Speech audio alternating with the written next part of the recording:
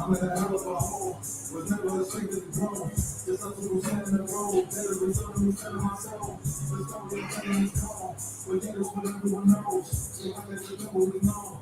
America was never our home. Only the kids in the city say it's insanity. Hey, it's taking me. They claiming I'm like be killing me. Maybe they say me draining my energy. Oh, the kids in the countless. They're telling my tears is countless. We're back in the mirrors is countless. But I can't wait till this shit is surrounded. They telling my king in the eggs to be ready to rap. Cracking the sky. You say this is making the vision while capturing every crack of the vibe. Put them all in chains. Whether he the peace, they believe in me. And let the whole world see it. Put them in the cage. Say they're in the streets. Put the dog on the beach. Give it all for the peace. 144, we the put a show, we get all in peace. As soon as the trouble is down, your kingdom we busting it down. The only way justice is found. The time for your judgment is now.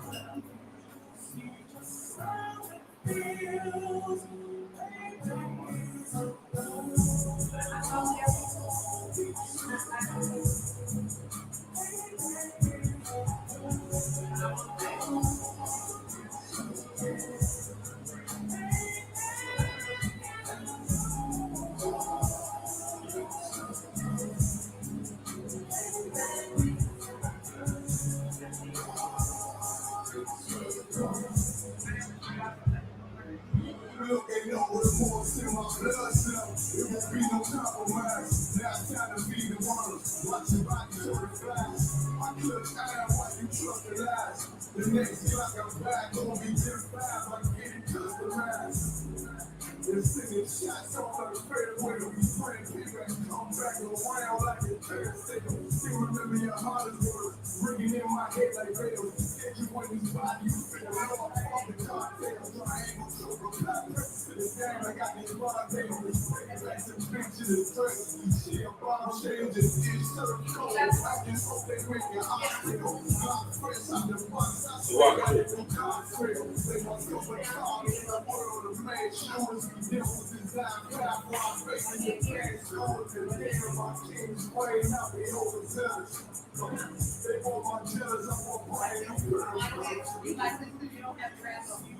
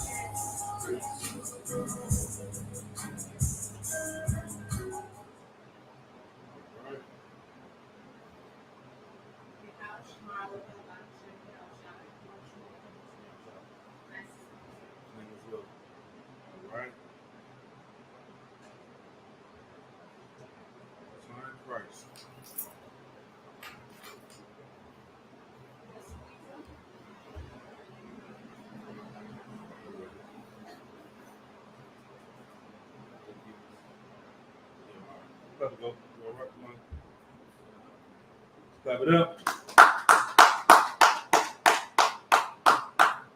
All right, Shalom Israel with Israelite School, Universal and Practical Knowledge. Started out on 1 West 125th Street, Harlem, New York, under Commanding General Yohana, Priest and Officer Kasar Pakad. It's a Thursday night scripture breakdown class for ISUBK Northern California. Go ahead and get into class. Read what the ISUBK is about. In the ISUBK, we're educating so-called Blacks, Latinos, and Native American Indians about their true heritage, which is comprised of the laws, statutes, and commandments of the Bible. Once our people begin to follow the laws in the Bible, God or Yahweh in the Hebrew will look down from heaven and have mercy on us. He will also send Christ to free us from our oppression, turning a lawless and immoral people into a law-abiding, righteous people. The ISUBK will fix all of the problems of the so-called Black, Hispanic, and Native American Indians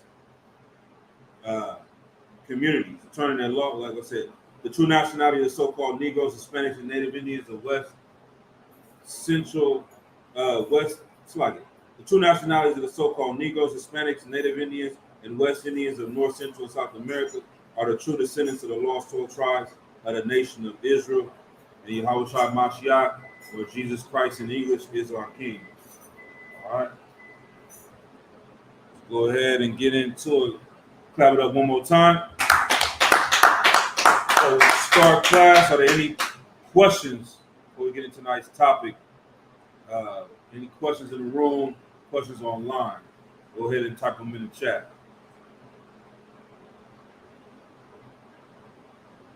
Shalom Yabashim Yashar Rakatha to the Trooper Malcolm Yah. Checking in from San Jose, California. All right. Brother. All right, if there's no questions, let's go ahead and get into tonight's topic. The title of the class tonight is, What in the Hell is Wrong with Christians? What in the hell, in quotations, is wrong with Christians? Reason why I chose this title is we're going to be going over hell. Give me 2 Peter chapter 1, verse 16. This has been one of the biggest lies that the Christian church has promoted, has pushed.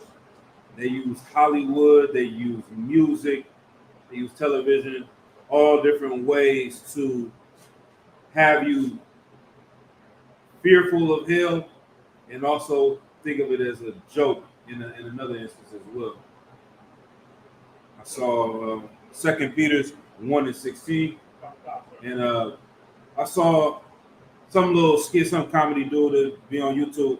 He was talking about the first time he saw this little Nas X video where the brother's going wild. He like, man, you see this boy, you know what I mean? This boy on there twerking, he's doing all this type of crazy stuff. He was like, yeah, he even came up with a shoe. This little Nas X had a shoe that was developed that was supposed to have 666 on it. He said, boy, if you put that shoe on, you go straight to hell. You know what I'm saying? Like, he said it was kind of fly though, you know what I'm saying? It was Nikes, but you know what I mean? I ain't rocking with it. He was saying all this type of stuff, but that's how we envision hell. It's like more of a superstitious thing. You make a joke about somebody that has a disability, or you going to hell. You know, it's easy to tell somebody they're going to hell until you get to a funeral. Right. Then all of a sudden, that same cousin that done shot 10 niggas, he going to heaven. Everybody got wings. You got wings for everybody in your family. The dog's going to heaven. You know, the cat's going to heaven. They have made a joke and a mockery of the true definitions of heaven and hell. But we're going to focus on hell tonight. Let's go ahead with that precept. 2 Peter 1 and 16. God. This is the book of 2 Peter, chapter 1, verse 16. Mm-hmm. For we have not followed cunningly devised fables. Right. The brothers in the truth. Just like Peter's right here, we have not fallen to what? Cunningly devised fables. We all know what a fable is. We grew up with Aesop fables, back in the days. Youngsters might not know about that, but a fable is just a story. It's a tale. Grandma, the old folks used to get on your helmet. He said they was lying. We were supposed to be going to Great America today. We're not going. You lied. Call me a liar, boy. You know what I mean? Say I'm telling the tale. Don't call me a liar. You know what I mean? That was real offensive, but we're not falling for any lies. We're not falling for any fables. We're not falling for any tales. Read it again. God. The book of 2 Peter, chapter 1, verse 16. Mm-hmm. For we have not followed cunningly devised fables. Right. We haven't followed any of these. And it's cunning. It's very slick. Who is cunning in the Bible? You can paraphrase it. Who's also been known as cunning? Go ahead. Esau. What's the precept? You can paraphrase it. Cunning with the sword, or You on to it. You right there. Esau was a cunning. hunter. There you go. You know what I mean? Behind Christ. So we know where this comes from when it says these cunningly devised fables. He was a smart hunter. He's sneaky. He's crafty. That's how he is when he's into hunting. All right? Keep going. God. When we made known unto you the power and coming of our Lord Jesus Christ, Yahushua Mashiach in Hebrew, but were eyewitnesses of his majesty. Right. We're not telling you something that is a story that we were told. We're telling you what we saw, what Christ taught us and what he told us, and what we passing down to you. So let's drop that. Let's go to Matthew chapter 10 and verse 28. And where you get into this cunningly devised fable, there was a time where one part of the original church was going into war with this new version of Christianity. It was called the Neri and the Galapi. These two different factions. And the Neri were I believe, the Neri were the new ones coming in. The Edomites were trying to take over the church. And the Galapi were the original brothers. I may have it backwards. I'm going to have to double check. Look into my notes. But they were going to war. And one of the men that was in the faction that wanted to change Christianity, his name was Dante. He ended up writing a book called a poem, a play called Dante's Inferno. This is where you get all these concepts of different levels of hell, purgatory, hell. This it's like all these different levels of hell that Dante was writing in this book. It's just a novel, but the church took it and ran with it, and they started to tell you these stories of what it's like to go into hell. Fire, bones, somebody down there that's running over these things. So that's one of those fables that was told, and our people are still following today. Let's go ahead. I got a lot of precepts, so we're going to run through about 20 precepts if we can. What a lot. This is the book of Matthew, chapter 10, verse 28. And fear not them which kill the body, but are not able to kill the soul. Right. Don't fear them that will kill the body, but that can kill your soul. That's the Lord. Don't fear the man. He can kill your body, but he can't control your soul. All right, keep going. But rather fear him which is able to destroy both soul and body in hell. Right. So this is another reason why we know hell is a condition that you face on earth. It's not some place that you go to when you die. Why? Because your body doesn't go to hell in the way they tell you in the Christian church. Your spirit will be there, but why is your body in this place in Matthew 10 and 28? Because this is the condition that we're in. Our oppressor is living in his heaven, enjoying his life, and we say it all the time. We going through hell. Lil Boosie got a song, Touchdown and Cause Hell. You giving somebody hell. You know what I mean? This is how we talk, and this is how it was in the Bible. It's conditioned, and there's nothing more hellish than the way that we're living here in America under our captivity. I remember, like I said, everybody knows how hot it gets down south. Y'all been down there, Texas, Florida. And I was sitting in the house the other day. We had the AC off for a little minute. It started getting hot in the room. I'm like, damn, this is horrible. I had to think, all I got to do is get up and turn the AC on. It's not that bad. I had to think about the brothers in jail, in prison in Louisiana. Imagine niggas doing 15, 20 years in a hot box. It's hotter inside at nighttime after the heat and warmed up the building. The bricks get hot. No AC. Nigga, you in a small room. It's not cooling down at night. That's hell on earth. You know what I mean? That's really living in hell. That's really torturing somebody.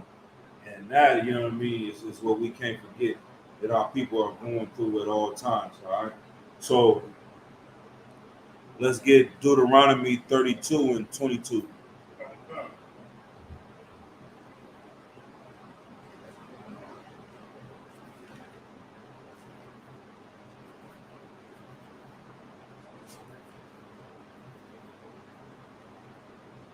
Deuteronomy chapter 32 and verse 22. We're going to go down to 25. This is the book of Deuteronomy, chapter 32, verse 22.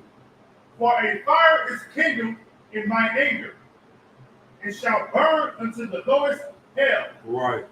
The Lord is saying he's angered at his people, the things that they're doing. It's kindled like a fire. This is where you get all this terminology.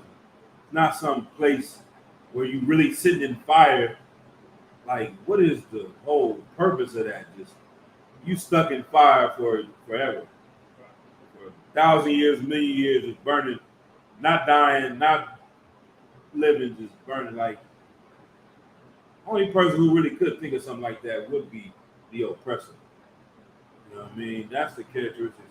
That's how they think. That's not how we think. That's not how we talk. When he's saying a fire is kindled in mine anger, we say that to this day. When you mad, what do you say? You're hot, right? Right. All right. Let's see. So the brother said hell is just a state of mind. No, hell is not just a state of mind. Hell is a condition. Right. So what are some other things that are conditioned? You could be Go ahead. If you want to finish yourself, I may. Go ahead. Like where you brought up at, Mm-hmm. living. Right. I might speak into a little bit. Kind of like where you brought up at, the area you grew up in. That's a state. Right. That's the condition that you in. Right. Some people might be brought up lower class. Somebody else might be brought up middle class. Somebody else might be brought up with a drunk alcoholic father. That's the condition you living in. Somebody might have been brought up with a teacher, professor, and they taught them how to do science. Those are different conditions you live in. Go ahead, sis. And then I'll see you talk about. If I may say, growing up and being born black and growing up as a black man. You might speak a little bit louder about the show. Growing up, being born black, especially as a black man, that automatically it's assumed that we watched a video earlier today where a gentleman, he served the military and all that, and they killed this man for no reason. So being born black, in a sense, is like being born, in hell, because they automatically judge all of us and assume that, the worst of us. That's right. The oppressors. Yeah, I'm right. I'm right. You had something to tell us about? Yeah, slave. Slaves fell. You know what I'm saying? If you don't go to that slave and deal with your slave master's bullshit, you know what I'm saying? Or whether it's like you're not gonna be able to pay your rent. And you're right. Take care of your family. You know what I'm saying? That's straight up hell. You might even end up homeless. Yeah, that's exactly it. I think about that, especially certain slaveries, like you work in a warehouse, you just doing the same thing over and over again. You got nothing different. It's like that's how they always describe hell. You doing it. They show them just hitting a rock. You just hit a rock. You wake up and just hit a rock. It's not even doing nothing. That's kind of how like hell is, and the slavery is like that, man. For a lot of our people suffering through that. You wake up, it's the same day over and over again. You don't get to really do anything outside of it. You got to can't deal with your family. Don't have any time for yourself. They take up your whole entire day. You can't even go to the dentist to get your teeth checked out because you got to be here doing this work for this slavery. You know what I mean? That's a hell of a condition to be in. And that's what our people are in. And who is on the opposite side of that? The oppressor living in this heaven. All he got to do is worry about what you're doing so that he can enjoy his life. He gets to go to the dentist. He gets to go spend time with his children. He gets to go and live a glorious life and live deliciously while you are in hell suffering under him. Go ahead, talk about real quick. Go out. Salaki, sir, hit it right in the nail with the dentist. Like, you got to pay $1,000 million to get your teeth fixed, but then you got to miss a day of work to do it. Right. You know what I'm saying? It was taken from your money. Right. Which is going to make you have to slave more just to pay that bill. Right. You know what I mean? Right. That sounds like hell. It's like a trick. It's always like that. They show you that in certain movies. Somebody running through something, then they start and do it all over again. You're like, damn, I thought I was getting out of here. Then you wake up, you back in the same situation. It's Groundhog Day, whatever they call that movie. That's being in hell. That's what a lot of people are suffering in our slaveries. All right, let's go. Let's keep going. Where we at? We're in the middle of verse 22. All right. And shall consume the earth with her increase. It says some imaginary place under the ground. Shall consume the earth right. with her increase. Have some little man with a red pitchfork hitting you. It shall consume the earth with her increase. Right, that's where the hell is at. It's going to be on earth. Keep going. And set on fire the foundations of the mountains. And whenever you see mountains in the Bible, what are they talking about, Uriah? The leaders. Right. There's another organized leaders. What are they called? The mountains are the organized leaders that run the world. Government. Right, there you go. Talks about cheating in the back. I hear you. Most High in Christ. This ain't no test, you know what I mean? Ain't no pass or fail. Like I said, we never graduated from the UPK, man. So, let's see where brothers is at. But yeah, he set on the fire the foundations of the mountains. Those are the governments, the leaders, the people that sit on high and that run the world. The Lord is going to set on fire these brothers over us that's out of order. And then when we get right, he's going to set on fire the nations that are over us and free us from them. Keep going. Verse 23, I will heap mischief upon them. I will spin my arrows upon them. Right, he's going to attack them. Keep going. Verse 24, Mm-hmm. they shall be burnt with the hunger and devoured with burning heat and with bitter destruction. Destruction. Right. Destruction, sorry. I will also send the teeth, Mm-hmm. the teeth of beasts upon them, with the poison of serpents of the dust. Right. One more. Verse 25. The sword without and terror within shall destroy both the young man and the virgin. Right. The young men and the young women. There's also another precept, that a virgin is a young woman.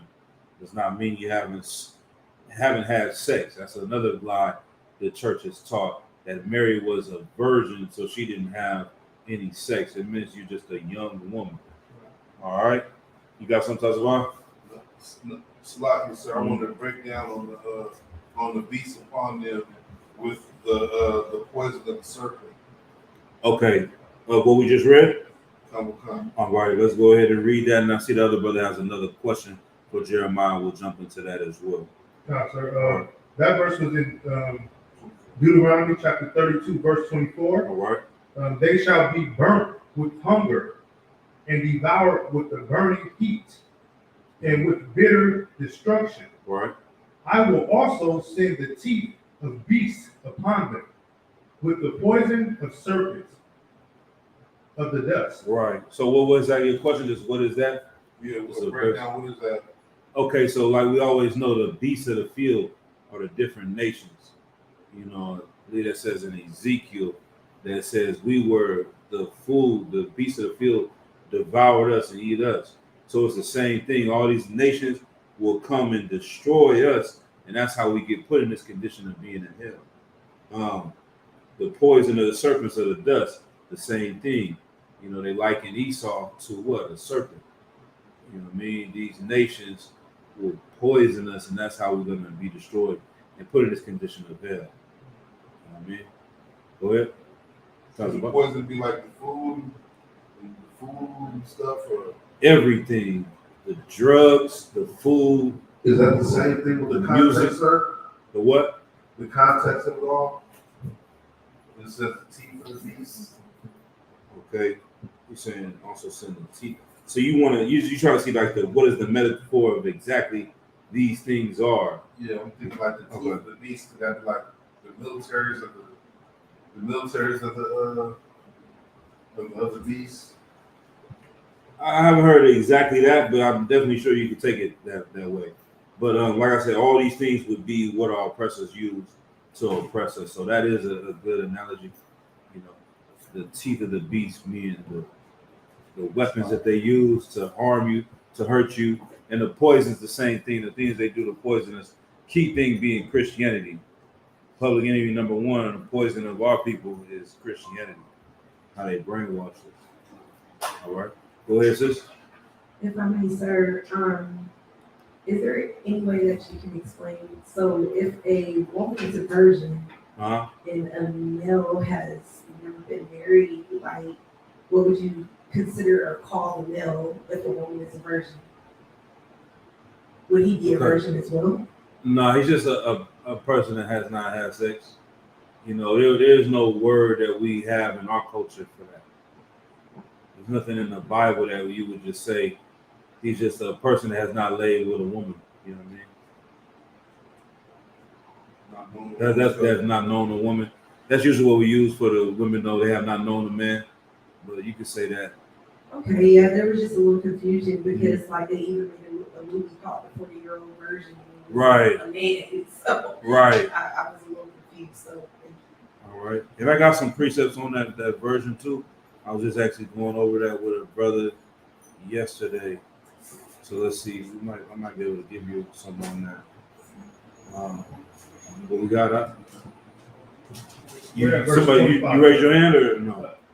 If I may, Go ahead. that's just a part of the wickedness of this place. You know what I Mm-hmm. mean? And the oppressor and the people who use words and don't really know what it means.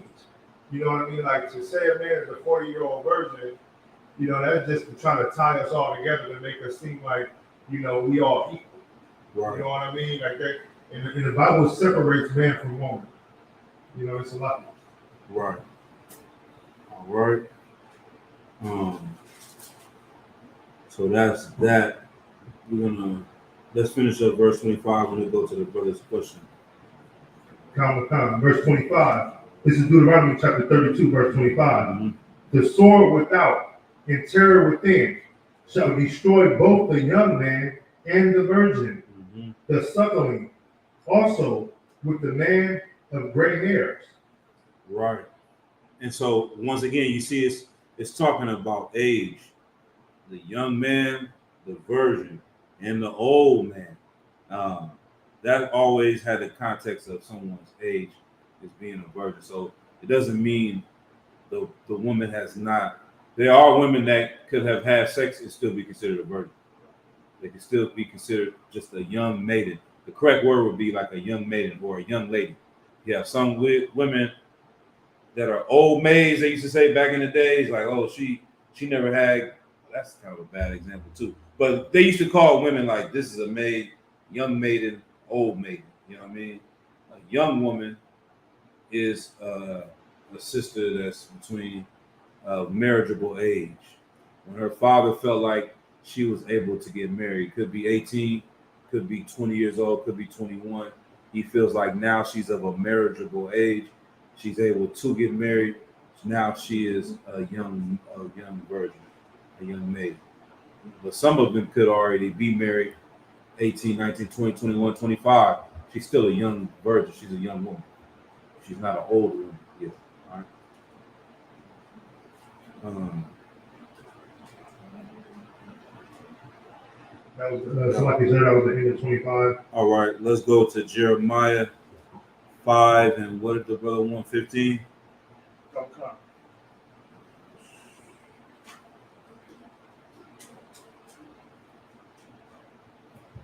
Yeah.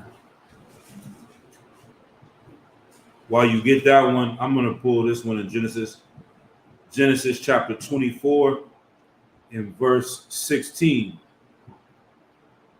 And the damsel was very fair to look upon, a virgin, neither had any man known her. And she went down to the well and filled her pitcher and came up. So this is talking about Rebekah when there was a brother that was a servant of Abraham. He was sent to go and find a woman to marry his son Isaac. And he found Rebekah. He said she was a damsel. She was very fair, meaning she was beautiful to look upon. A virgin. She was a young woman of marriageable age.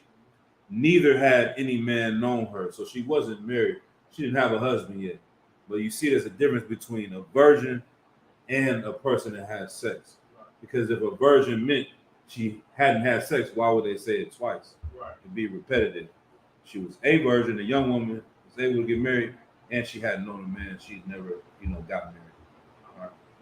Let's go to what we had in Jeremiah. This is the book of Jeremiah, chapter 5, verse 15. Right. Lo, I will bring a nation upon you from far, O house of Israel, said the Lord. Mm-hmm. It is a mighty nation. It is an ancient nation, Mm-hmm. a nation whose language thou knowest not, neither understandest what they say. Right. So this is the experience that we had with the Edomites. And it's talking about how they will come from afar and that this ancient nation will come. We won't know what's the language they speak. Not only do we not know the English language, we didn't understand the language that they really speak. And the oppressor speaks the language of violence. Right. We are such a caring and loving people. we couldn't understand somebody being so vile in how they are, so evil in how they are. Somebody that's such a backstabber. We are genuine. I saw somebody they were talking about, even amongst the Hamites, that these oppressors go over there and they try to start businesses with them. And when they're dealing with them, you know, the Hamites in this tribe, wherever they was at, they don't deal with time the same way Esau deals with time. Esau said, you got to be here 8 o'clock. That's 8 o'clock on the dot. You 8:01, you late. You know what I'm saying? Even Esau, they'll tell you, if you're not here at 7:45, if you're on time, you're late. They want you here 15 minutes ahead. But anyway, he was saying that these people that they were dealing with, they were getting into conflicts with the oppressors because they so straightforward with it. Matter of fact, no, it was talking about black people. It was a book. Matter of fact, I remember the book. The book was talking about us, but the sister was thinking that we Africans. So she tried to tie it into Africans, but it was just a book called Post-Traumatic Slave Syndrome. She was talking about us here in slavery. Long story short, she was saying that we are so of a straight up people. If we don't like you, you're going to know I don't like you. How I'm going to talk to you is going to be a certain way. How I'm going to deal with you is going to be a certain way. We are real. We keep it real. If I like you, I'm going to show you I like you. I'm cool with you. Esau is the exact opposite. They are crafty and cunning. If they don't like you, you will not know it. They're going to be able to go to this job, and even if they don't like this person, they're going to, hey, how you doing? They're still going to talk in a certain way. They're still going to mask it and seem like, damn, this person is my friend. But when you leave, they talk about you this way, they talk about you that way. They complain about you. They try to get you set up. They try to get you fired. They try to undermine you. They try to do all these things against you because that's how they move. That's how they operate. So that language, we don't understand that language. We don't understand the language of violence where they were cutting babies out of women's, pregnant body. That's not how we get down. So that's amongst the other things when it means the language that we don't understand that they spoke. Read it again. I'm going to try to get a precept. This is the book of Jeremiah, chapter 5, verse 15. Lo, I will bring a nation upon you from far, O house of Israel, saith the Lord. It is a mighty nation. It is an ancient nation. Right. A nation whose language thou knowest not, neither understandest what they say. Right. And then how do we know this is a precept for Esau? We go to Deuteronomy 20. How do we know this is Esau? We go to the precept Deuteronomy 28 and verse 49. This is the book of Deuteronomy, chapter 28, verse 49. Right. That's good. The Lord shall bring a nation against thee from far, Right. from the ends of the earth. It's like, if I may, if y'all give it up for your Raga Bar, you know what I'm saying? Seasoned brother One West, man, seasoned reader. That's how you do it right there. The brother calling out the verse, finding the verse, knowing he about to get the verse by the time he's on point to start reading the verse. This is Deuteronomy 28, 48. He ain't even got there yet. He's still pulling it, got it. You know what I mean? Ran right into it, man. That's how you do it. You know what I mean? That's One West. Sir, You know what I mean? Yep. This is the book of Deuteronomy, chapter 28, verse 49. Right? The Lord shall bring a nation against thee from far, Right. from the end of the earth, Right. as swift as the eagle flies. As the what? As swift as the eagle flies. Right. There you go, Malcolm Yard. Who is known for the eagle? America is known for the bald eagle. They got it on the flags. They got it on the money. They got it on their baseball teams. Everything. If you kill a bald eagle in America, you going to jail. You know what I mean? The Romans love the eagle. The Germans love the eagle. The Nazis, all these different European nations, the Spanish, all over the culture of Europe, all these tribes that came out from Esau, they have some type of love with the eagle, and it's because of how the eagle operates, flies high. It's like a warrior named mind a soldier. It comes down, swoops on the prey, swoops on the weak. You know what I mean? Go ahead. A nation whose tongue thou shalt not understand. Right. Keep going. verse 50. Mhm. A nation of fierce countenance, which shall not regard the person of old, nor show favor to the young. Right. This is exactly what the other precept was saying in Jeremiah. He's saying how they won't care about the old or the young, and we know who has been like that the most. There's been no other nation of people that had disregard the old or the young, like that brother in Montgomery, Alabama. That was a 65-year-old man. Like I was saying at camp, we look younger than what we are.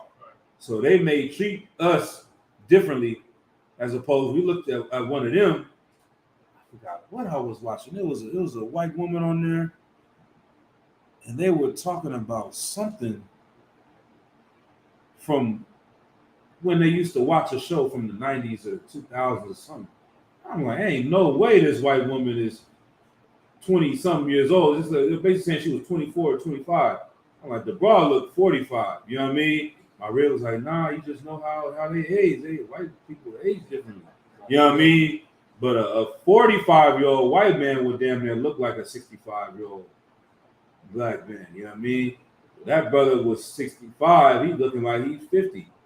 They jumped on him. That's really a senior citizen man. Damn near shouldn't even be working, let alone getting jumped by a bunch of devils like that. But that's how they always been. They don't care if he was looking like he was 85. They would have done the same thing to him. You know what I mean? All right. But that's who that's about, and that's the precept for that about the Miyat. If you got any more questions, go ahead and type them in the chat. Let's get back to our topic. Let's go to Ecclesiastes 1 and 9.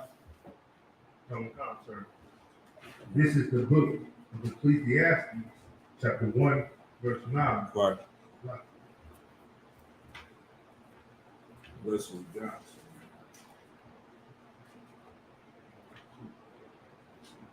Right after Proverbs.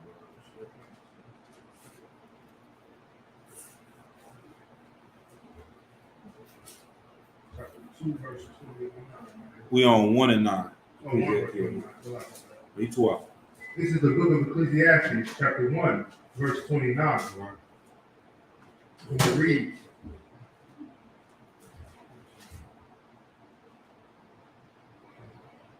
Ecclesiastes 1 and 29 or 2?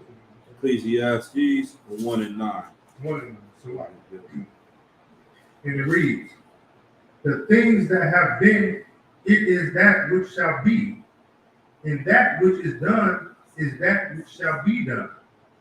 And there is no new thing under the sun. Right. So this is a reincarnation precept. We're going to show you that this is talking about you coming back to life. There is no hell that you go to for eternity, sit and suffer under the earth for thousands and millions of years. You are reincarnated. You are born again in your life. You come back. The Lord is not out here making new souls and bringing new souls to life. He's bringing back the same people that have been here before. That which has been is that which shall be, right? Let's go to John chapter 9, verse 1. This is the book of John, chapter 1, verse 9. Chapter 9, verse 1. This is the book of John, chapter 9, verse 1. Mm-hmm. And it reads, and as Jesus passed by, he saw a man which was blind from his birth. Right. Verse 2. And his disciples asked him, saying, Master, who did sin, Mm-hmm. this man or his parents? Right. So if this person was blind since birth, how could he have sinned if he hadn't existed before? Right. He had to have been here before and been on earth at another time. And that's the question that they were asking him. And it would, because they knew the scriptures, they had the understanding, they knew what Christ taught. And so this is one of the precepts I always want to ask Christians to explain. I haven't got the opportunity yet to see what they would say and what does this mean. How do they twist that? How do they still have they understanding and definition of heaven and hell when clearly this is talking about someone being born again on earth and not in some resurrection that they say happens. This is just He was born. This is the way things work. Some people have done something in one life, and it follows them into the next life. Sometimes your parents have done things in the former life, and it follows them into the next life. So keep going. Come. That he was born blind. Right. Verse 3. Jesus answered, neither had this man sinned, nor his parents, Right. but that the work of God should be made manifest in him. Right. So we know that's the understanding that Christ was saying. This situation was different. The only reason why he was born blind, so that Christ could heal him. That's right. You know what I mean? And show the power that he had, that the Lord was with him. And that's why I say, like I said, there's always been hustlers. There's always been magicians and people running around that are tricky. You got cats on the street doing 3-card Molly. They still doing it by the campsite to this day, Pier 39. People always been coming out with tricks, cards, and doing this, make this appear, make that appear. The people that Moses said he turned his staff into a stick. Pharaoh, like, I got people that can do the same thing. You know what I mean? They've always had people that did tricks. Christ was showing you he was not doing a trick. He wasn't coming out here paying somebody the night before, I need you to walk into town, act like you blind, and I'm fake heal you. Nah, this ain't, everybody's known since birth. This brother was blind, and now he can see. That's a miracle that God has done. You know what I mean? All right. Let's go to Matthew 11 and 14. Come. This is another one I want the Christians to break down. See what they got to say about that. We're going through some milk. We're gonna get in some precepts too, man. Tonight. Come, sir. There's definitely some good precepts on this topic. This is the book of Matthew, chapter 11, verse 14. Mm-hmm. And if ye will receive it, this is Elisha's, which was for to come. Let's go to verse 11. Come, sir. This is the book of Matthew, chapter 11, verse 11. Verily, I say unto you, among them that are born of women, there have not risen a greater than John the Baptist.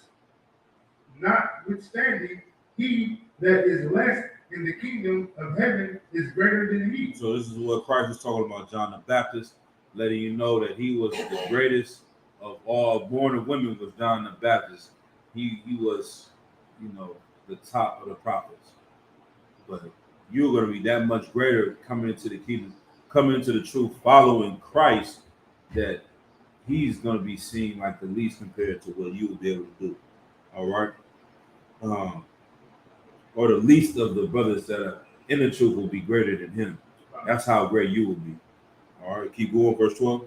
Come, sir. If I may, sir, when you say the least of the brothers in the truth will be greater than John the Baptist, that just means greater, right?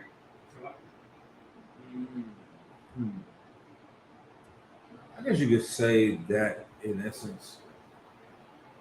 Let's see. You could say that the least. Let's see. The least in the kingdom of heaven. So it's also, there is two. What is actually? I think it's 4 different versions of heaven in the Bible. You got heaven, the 4th dimension, where the Most High resides. Nobody human is going to the 4th dimension. That's the best way we can explain it. Then you got heaven, the heavens, and the sky. Those are the heavens. You know what I mean? The stars and the moon and the sun and all that. Then you got the kingdom of heaven, which will be where when Christ comes back, we're in rulership. And then you got the kingdom of heaven that is within you. That's the spirit that we have being in the truth. So more so, I would say this is more on the line of the kingdom, the actual kingdom of heaven or rulership, where Christ is on earth. But you can't say that as far as being in the truth, that the brother that is whatever level in the truth is going to be doing greater things. You just got to think about brothers going viral on TikTok right now, getting 1 million views. Whether everyone that hears you comes into truth or not, they are learning and hearing about the Bible and the truth. The people back in those, they didn't even have that opportunity to do something like that. We're doing miracles that back then would be considered miracles. We just take it as normal today. I mean, so yeah, you can definitely. I'll use it though as well. All right. Beautiful. Verse 12. Verse 12. So I can say. 12.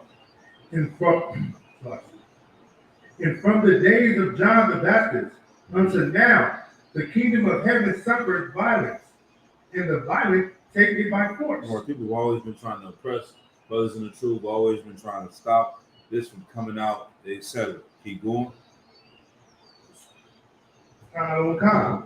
Verse 13. For all the prophets and the law prophesied unto John. Mm-hmm.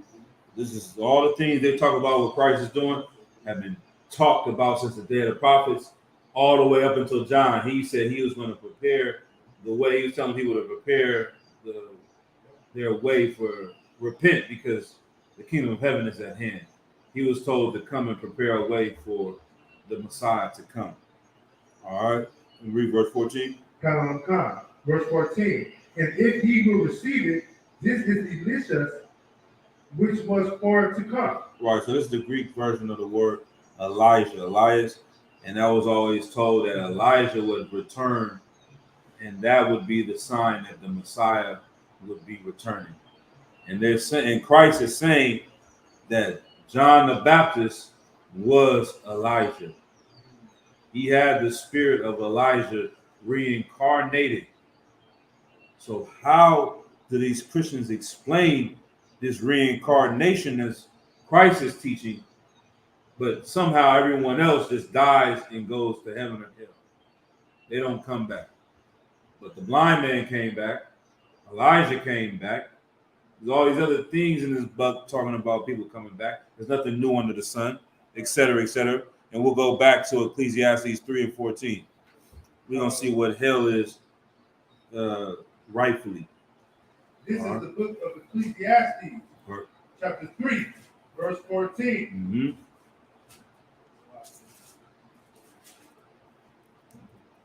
Mm-hmm. And it reads, I know that whatsoever God doth doeth, it shall be forever. Mm-hmm. Nothing can be put to it, nor anything taken from it. Mm-hmm. And God doeth it, that man should fear before him. Right. There's nothing that you can take from or add to what the Lord has done. In science, I believe they call that energy cannot be created nor destroyed. It can just be transferred. So you take this paper, you set it on fire, in our mind, it just disappeared. But in reality, all those molecules went up in the air, became something else, and became. That's why they say, what, when you breathing in burnt material, you breathing in that stuff called carbon dioxide or monoxide, one of them, you know what I mean? Like, you can't see it, but it was something else. They took that gas in your car, it burned and changed to a vapor. You breathing it in, it's still real. It's still part of what it was, it just changed form. And once you breathe it in, you breathe it out. It goes here, goes there. It always becomes something else. You eat this animal that died, you turn it into energy, you turn it into your proteins for your muscles, or you know what I mean? Get rid of your waste, and then it goes somewhere. Like, nothing disappears. It's all the exact same. I heard even scientists say that the weight of the earth has never changed. That's a heavy thing to realize. Like, everything on earth, you know what I mean? Nothing is disappearing. It just changing form. And that's what the Bible is saying. That's we've always known this. All right, keep going. Verse 15. That which hath been is now, and that which is to be hath already been. And God required that which is past. Right. Once again, everything that is now has already been. It's all the same. Keep going. Verse 16. And moreover, I saw under the sun the place of judgment. You know what's under the sun? What's under the sun? The earth. That's what is under the earth, the sun. All right. This is the place of judgment. This is where it goes down. The things you're going to get judged for what you've been doing in your life, you're going to face that judgment and deal with that judgment on earth. Keep going. That wickedness was there, and the place of righteousness, that iniquities was there. Right. So this place where evil and good is going down, that's where everyone is going to get judged for what we're doing. Read verse 17. Verse 17. I said in my heart, God shall judge the righteous and the wicked. For there is a time there for every purpose, for every work. Right. And that's what's going to happen. This is the place where it happens at, under the sun. Let's keep going to Psalms 18 and 3. Psalms 18 and 3. This is the book of Psalms, chapter 18, verse 3.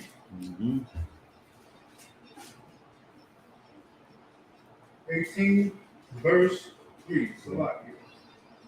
I will call upon the Lord, who is worthy to be praised. So shall I be saved from my enemies. Right. This is how David is talking. He's always talking about war, always talking about going against his enemies, because that's what David was about. He was a straight warrior, straight soldier. And he's saying he's going to call to the Lord that's going to help him be saved from his enemies. Keep going. The sorrow of death. The sorrow of death compasses me. In the floods of ungodly, man made me afraid. Right, keep going. Verse 5. The sorrow of hell compassed me about. The sorrow of hell compassed me about. The snares of death prevented me. Right, so these are the conditions that David's in. He's saying he's going through hell. He's at war. These enemies are surrounding him. You got this going on over here. Like, he's on the battlefield, seeing cats die all around him. He's out here taking lives. He's out here seeing this dude and lost the arm. This person and lost the eye. Like, the sorrows of hell. He's on a battlefield. Anybody tell you that's going to war is like being in hell. That's what they tell you. Anybody's been to Vietnam, been to what other wars, Iraq, anything like that. They tell you it's like walking through hell, through the valley of the shadow of death. That's what the war zone is like. That's what David is experiencing.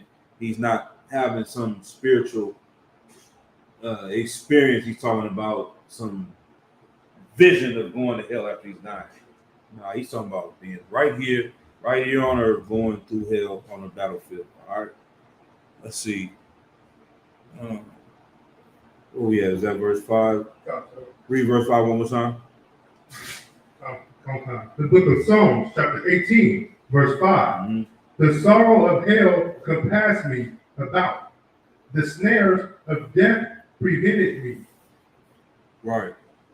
This is all around us. It's this compass, and that compass is every direction. It's the same way it's compassed, and this every direction is coming to him. All right. You got a question? Yes, sir, if I may.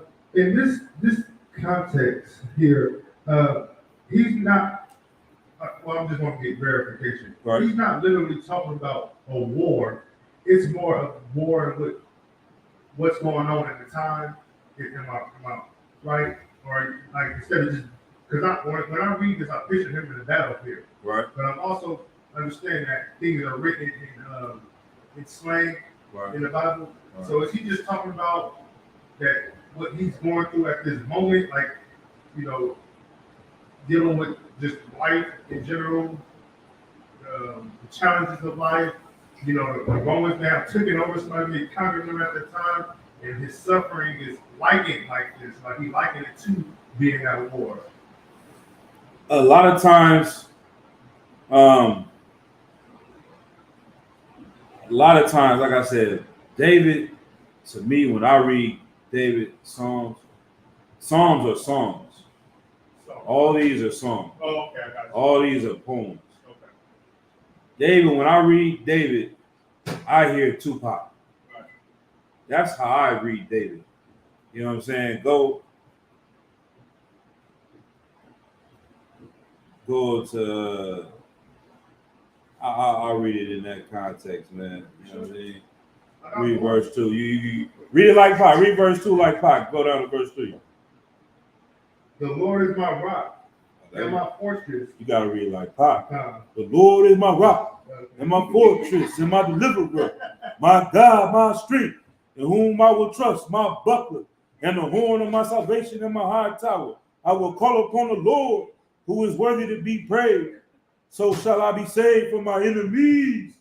You know what I'm saying? Like, he is talking about all of that. You know what I mean? It is the same way. Like, but he really was a soldier going to war. Like, he really was on the battlefield.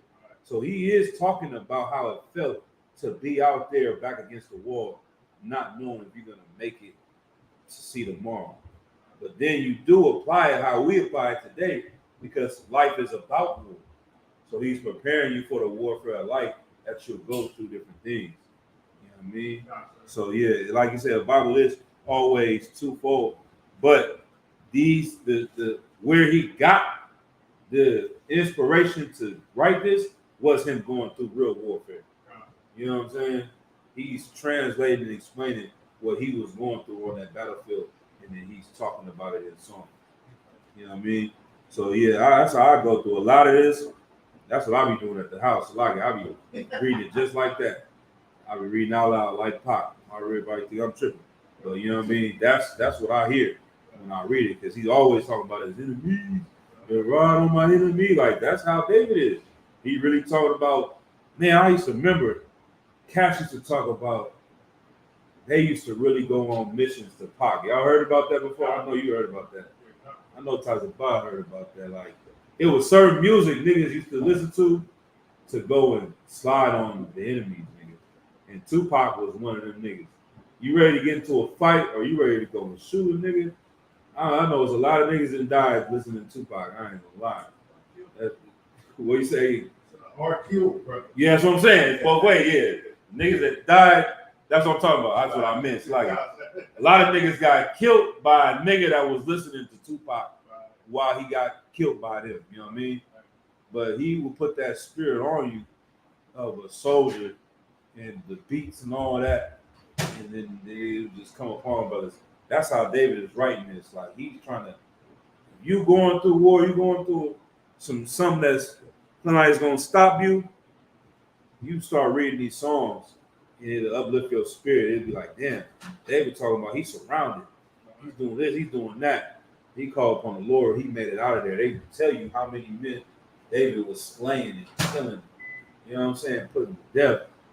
And if you just hear that side of the story, you just like, damn, David was that nigga. But then you read songs, you're like, yeah, he had fear out there. He had times where he was like, not knowing he was gonna make it home. But he leaned on the Lord. He was a man after the Lord's heart. And that's what allowed him to be great and make it home and survive and go through those things. Because he pulled on his strength from the Most High. That was his real power. You know what I mean? All right. We're going to pull one more. Let's go to Psalm chapter 9, verse 15. Kind of no concert. This is the book of Psalms, chapter 9, verse 15. The heathen are sunk down in the pit that they made, in the net which they hid, in their own foot taker. Right, like another thing. It's all of that visual. You couldn't talk about it unless you lived through it. There's certain things you can't say unless you've seen these things. So it is for us, we understand, like I said, we're breaking this down to know that hell is a condition, right? But David is seeing people dig pits to trap you, putting out nets that you run across. Like, they have mines on the battlefield.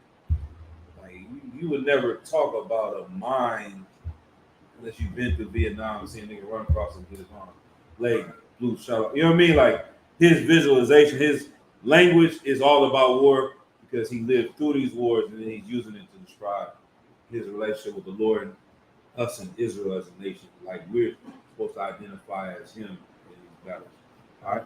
But so, like, I'm going to try to, speed up for time. So let's keep going. Keep select, sir. Where we at? Verse Verse 9. 15. Let's start it from the top. Wow, sir. Uh-huh. This is the book of Psalms, chapter 9, verse 15. The heathen are sunk down in the pit that they made. In the net which they hid is their own foot taken. Like this trap they set for you. You put out this mind for me to blow me up, you end up blowing your own leg off. You end up getting trapped in your own net. Keep going. Verse 16. The Lord is known by the judgment which he executed. The wicked is snared in the work of his own hands. Right. Hey, Salah, yeah, that's more just a phrase that he's saying, you know, Salah is just like then like how we be saying. They say no one knows the definition of Salah, what it means. It's more of like a phrase. They yell out at the end. It seems like I almost want to say it's like us saying like, hey, yee. It's more like a just yee. You know what I mean? Like Salah. But anyway, that, you know, we can talk about that another time. Let's go to verse 17. Verse 17. The wicked shall be turned into hell, Uh-huh. and all the nations that forgot God. Right. So this is what's going on. Them trying to trap you up. Now they're going to be into their own destruction. They try to destroy you. Now they're going to be in the condition that we were in. All those traps they set for us. They try to put crack in our community, drugs in our community. Now they suffering from opioid disease. Right. Now they overdosing. Now they dying in the streets. Now they plague from the same things they tried to plague us with. Now they coming with single parent homes. You know what I mean? All these new little Edomite women, they be trying to sound like sisters. I don't know if y'all seen that lately. A certain little attitude they be talking and moving with. They starting to try to be like us. Now I'm realizing that's the trap they set for us. That's why they families get mad. You know, if you know anything about the Aryan Brotherhood, the KKK, they hate drugs. You know what I'm saying? They think it's a plague for their people. But they got certain members in the biker clubs that sell meth to their own people. So they like, man, y'all destroying us.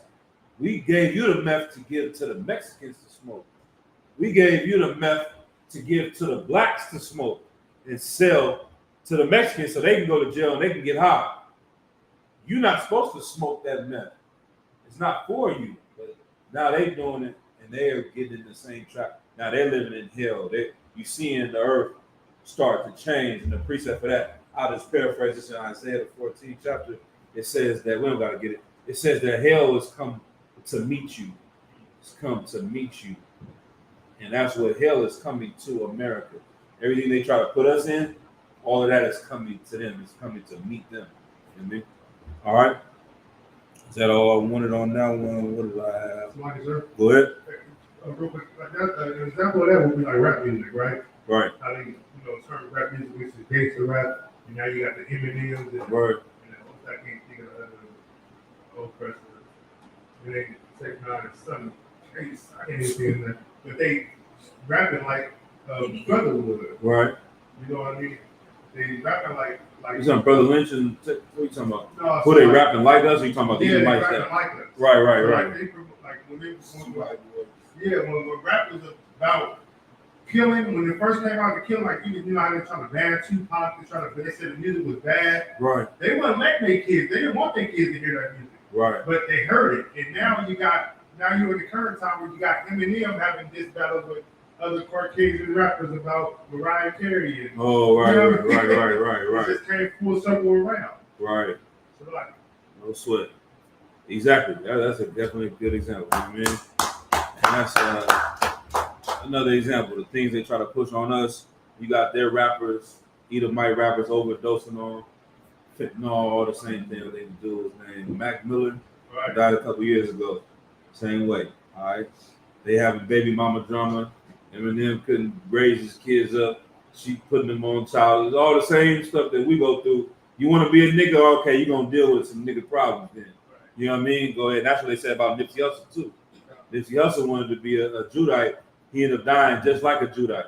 Just like a gangbanger. You know what I mean? Over in Hayward, they got signs of justice for JJ. You know what I'm saying? Or something like that. Some Edomite that got smacked by the police. Damn. You know what I'm saying? Yeah. They talk about justice for JJ. That was justice for JJ. We want justice for JJ too, Yeah, man. right, sir. Give it up for the Lord, you know what I'm saying? He gave justice to JJ. All right. All right. Let's go to Matthew chapter 6 and verse 10. Man, like I said, Lord allow we can get to some of these. Man, I got some good precepts too, man, from wise men above me. I haven't seen these about this topic of hell yet, so or breaking down certain things. So that's why I want to run through and get to them. This is the book of Matthew, chapter 6, verse 10. Right.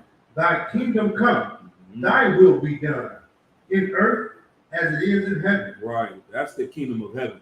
It's a place on earth. We're going to live in the kingdom of heaven on earth where the Lord is in rulership, Christ is in rulership, and we are in a different condition. That's a condition we try to get to. That's a condition we want to be in.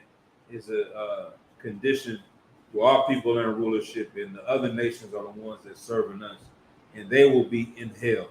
That's going to be hell for them, is to see a black man running the nation. They got to wake up and say, yes, sir, Khan, I don't want Khan, to a nigga. You know what I'm saying? Go ahead. That just seemed like, you know what I'm saying, why the white boys went so crazy at the Montgomery Brawl, man. Right. You know what I'm saying? That brother was just doing his job, trying to tell them, hey, you know, move the boat, you know what I'm saying? And they just couldn't handle, you know what I'm saying, a black man just telling them what to do. So that's just why they flipped out and jumped on the brother, man. Right. And that backfired so deep. Right. You know what I mean? Right. And Salaki. And precept 2, I'm gonna pull it for time's sake.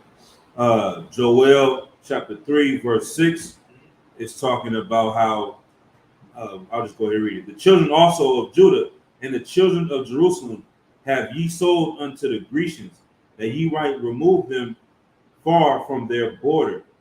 Behold, I will raise them out of the place whither ye have sold them, and will return your recompense upon your own head.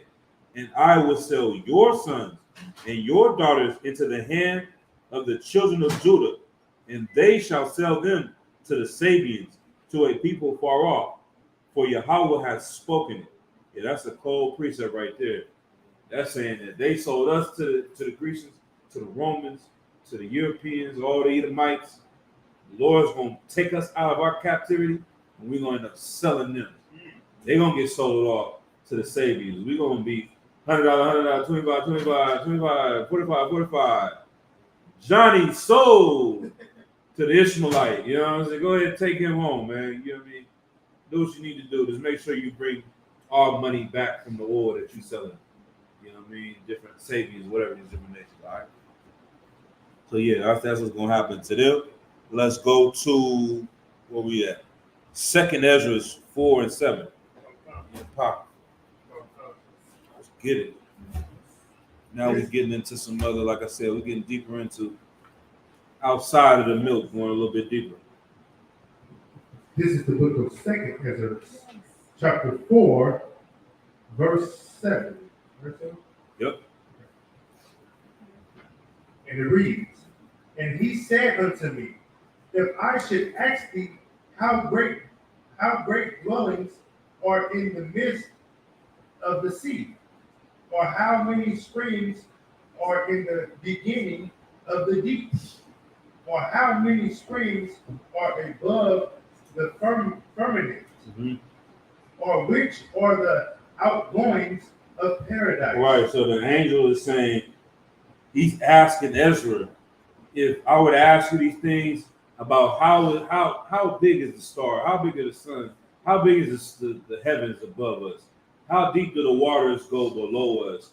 You know, and that's why it says the waters in the firmament, the springs above the firmament, they always liken space to water.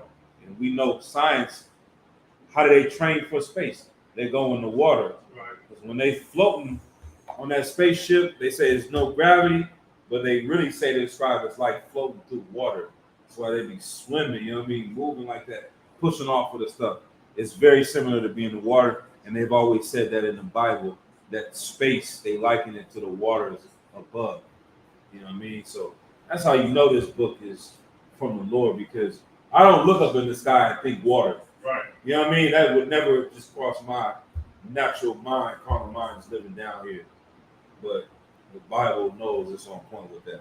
But the angel is asking Ezra, what would you do if I asked you to explain this stuff, right? Keep going, verse 8. Come on, sir. Verse 8.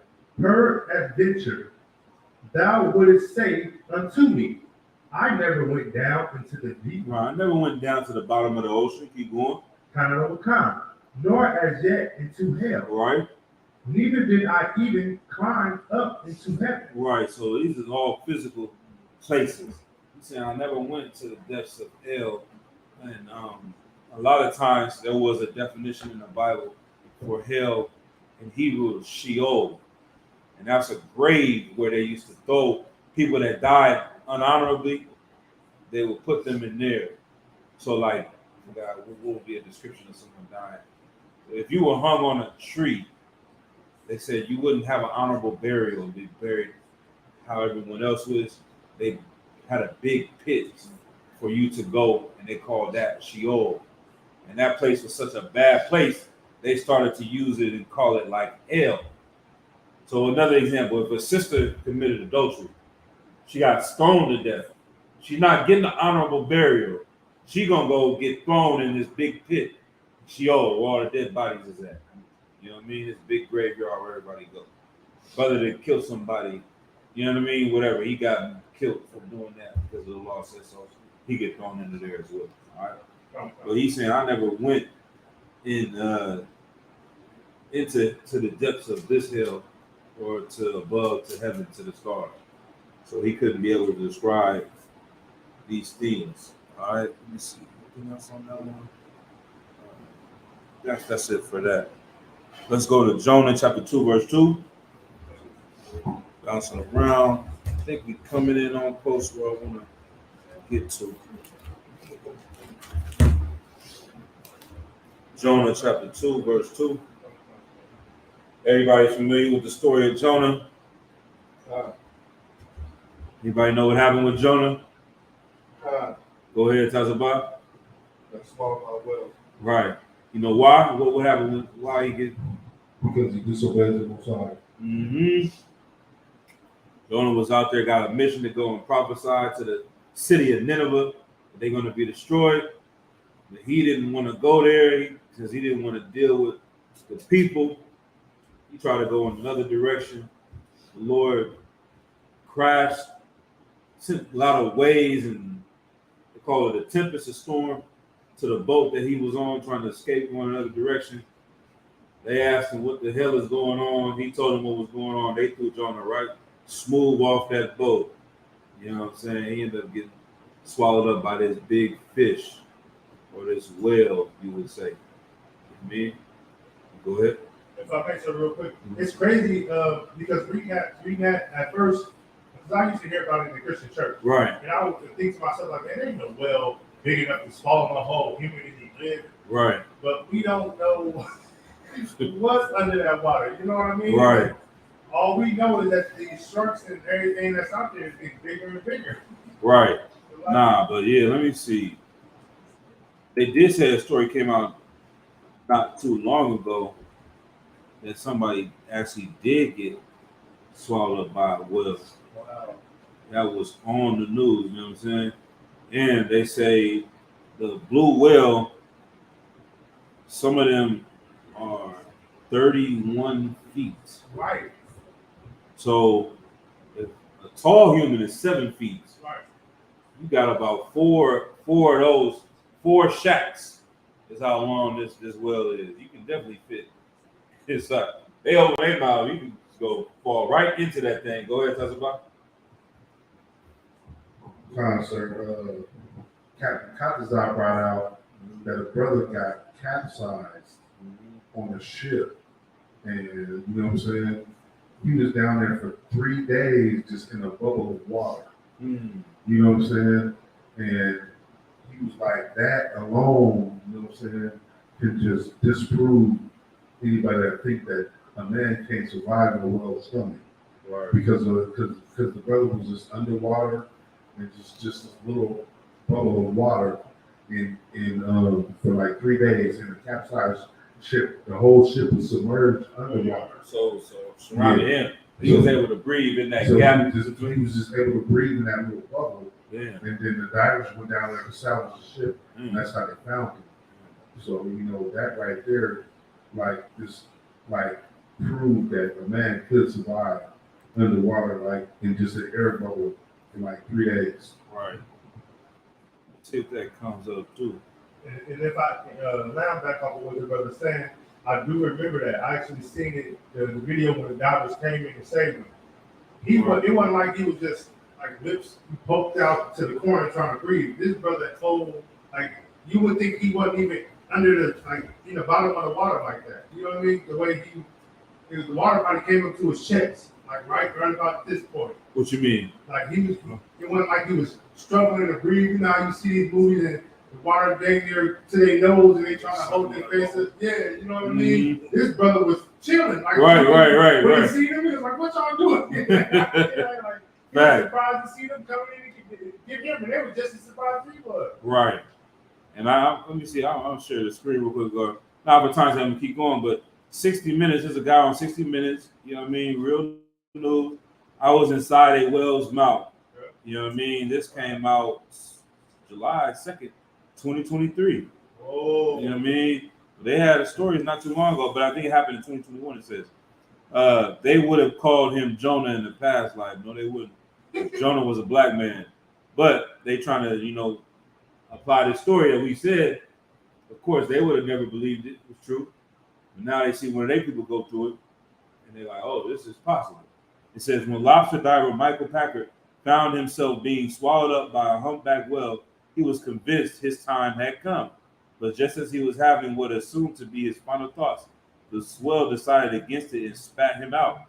Packard was able to swim to safety after the incident, which was in June 2021.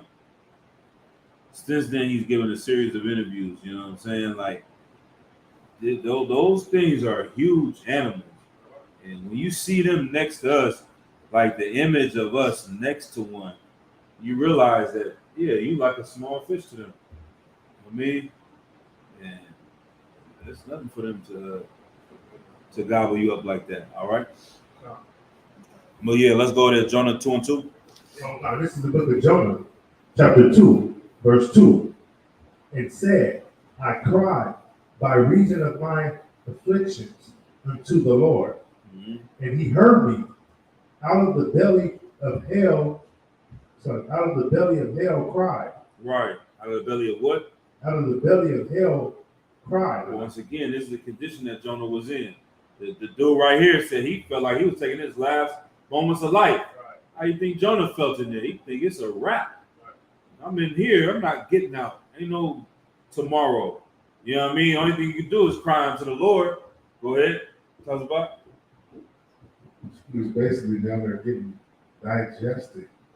He probably had no eyebrows or nothing. You know what I mean? Whatever is in that whale's stomach, you know what I mean? Trying to destroy him. Yeah, that's hell.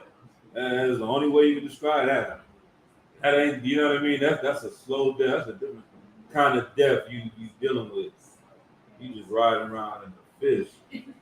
Even if you had a blade, you for real. Go ahead, you're If right. I may, sir, if the wells swallow a human whole, you gotta imagine if you is in the belly of the well, you most likely can find something to eat in that well. I mean, these little fishes or whatever, but right. But so I say that to say this. Although that happened to that oppressor dude, he lived through it, so now he believes. Right. That shows how powerful and how important it is for us to take back what the Lord gave us. And to believe that things that what he's saying in his Bible is really is factual. Damn right. You know what I mean? And that's true. That's what's heavy, so heavy what you bring it out, because we don't need them to tell us this is real. Right. for it to happen. But you see, the Lord had to give us these 1 in a billion stories for it to even last this long. Because it was just some regular everyday story. Oh, I went to the store, I went to the house, came back. Who's about to keep these stories alive? You know what I mean? But David went and killed tens of thousands. Like, damn, there was a nigga like that was running around earth that did that. You know what I mean? You don't forget about those things. That's why, like, the name of Michael Jordan, I'd be surprised about the young cats that really know about Jordan. But as the brother was so great at what he did on the basketball court, his name keeps ringing years and years after. And it's like David did something so great, his name kept ringing. Moses, you know what I mean? All these men. Go ahead, talk about. You know. That's heavy what you said, sir. And I never even matched it up. You know what I'm saying? Like that. You got people that like damn near worship Jordan and Tyson, Right. and stuff like that. Right. You got people in our whole history that have killed 1,000 Africans with a donkey jaw. Right. We got people that have killed lions and bears with their bare hands. You know what I'm saying? That just pushed over like massive you know what I'm saying? What they call them, columns, and knock down whole buildings on people. You know what I mean? Right. Like where they shine at? We over here worshiping Jordan. Mm-hmm. You know what I'm saying? Like, come on, we got brothers that did far more massive things than Jordan's record. Right. Damn right. And that's what's crazy about it, that the brothers were so great that it don't seem real. You know what I mean? That's what is crazy about it today. Like, to them, they can't even imagine it being real. And it's like, imagine they didn't have cameras for Jordan. Because Jordan did some great things. Mike Tyson did some great things. But imagine if they couldn't see Mike jump from the free throw line, you just tell a nigga the story. You know what I mean? It's like, I don't even know if it's possible. You would start to doubt it, or it wouldn't even seem real. There was a nigga, Mike Tyson, get in the ring, he ain't make it out the first round. He was knocking niggas out in 15 seconds. Like, come on, bro. You putting two on the, you know what I mean? You making this up because you didn't see it. So it's like, now you saying these great stories that are in the Bible. Of course, the young cats, they in their mind, they have to see it. They have to touch it. That's why I say we a generation of vipers. You want to see something to believe in it. Who got the precept for that, which makes us great. Let's see if I can pull it up real quick. If I can find it real quick. It's talking about Yahweh shot. It's saying that we, you know what I mean?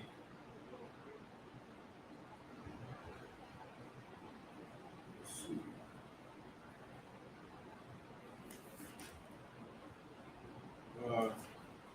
Let's see if I can find it real quick.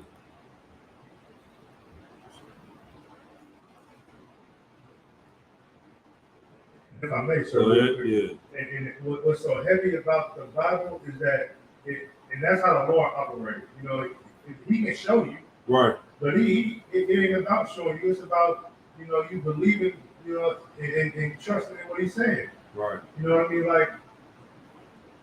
I don't want to talk about this brought up. If the brothers did see Michael Jordan, or like you was just bringing up too, if brothers didn't see Michael Jordan or didn't have cameras or videos, it'd be to some of these fake Christians and people in the world, it'd be just like the Bible.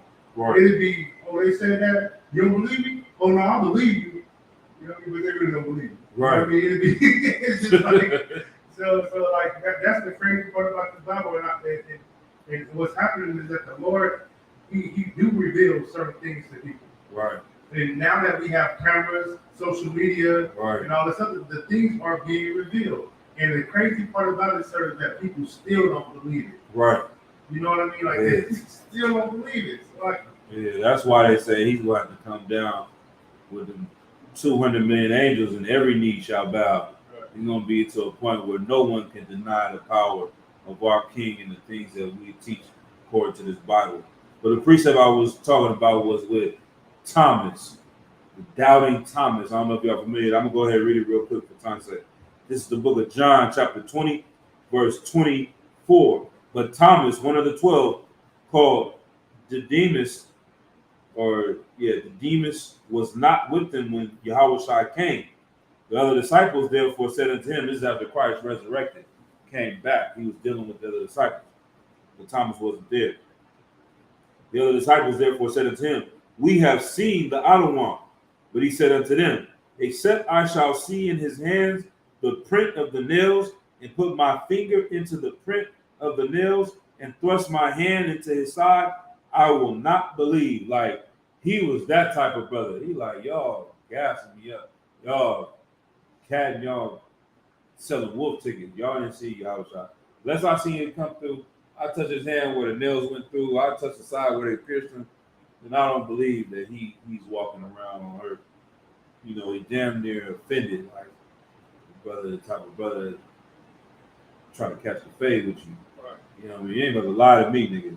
But I gotta see it with my own eyes, right? Verse 26. And after 8 days, again his disciples were within, and Thomas with them. Then came Yahushua, the doors being shut, and stood in the midst and said, peace be unto you. Or he says, shalom. Verse 27.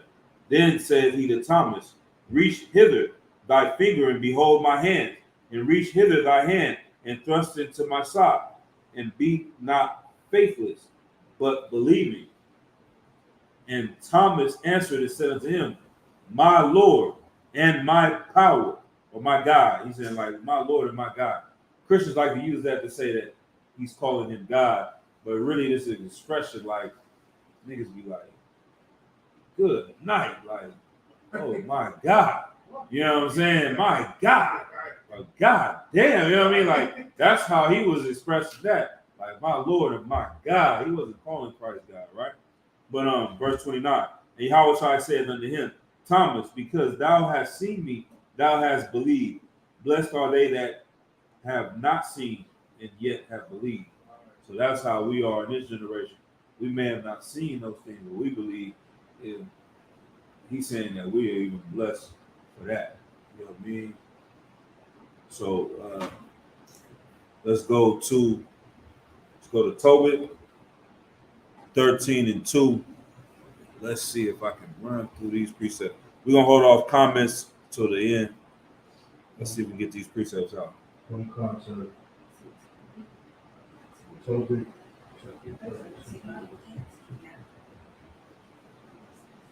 Tobit chapter 13 and verse 2. What's what?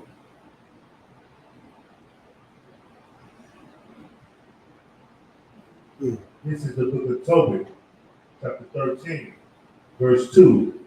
You read verse 1. You read verse 1. Verse 1.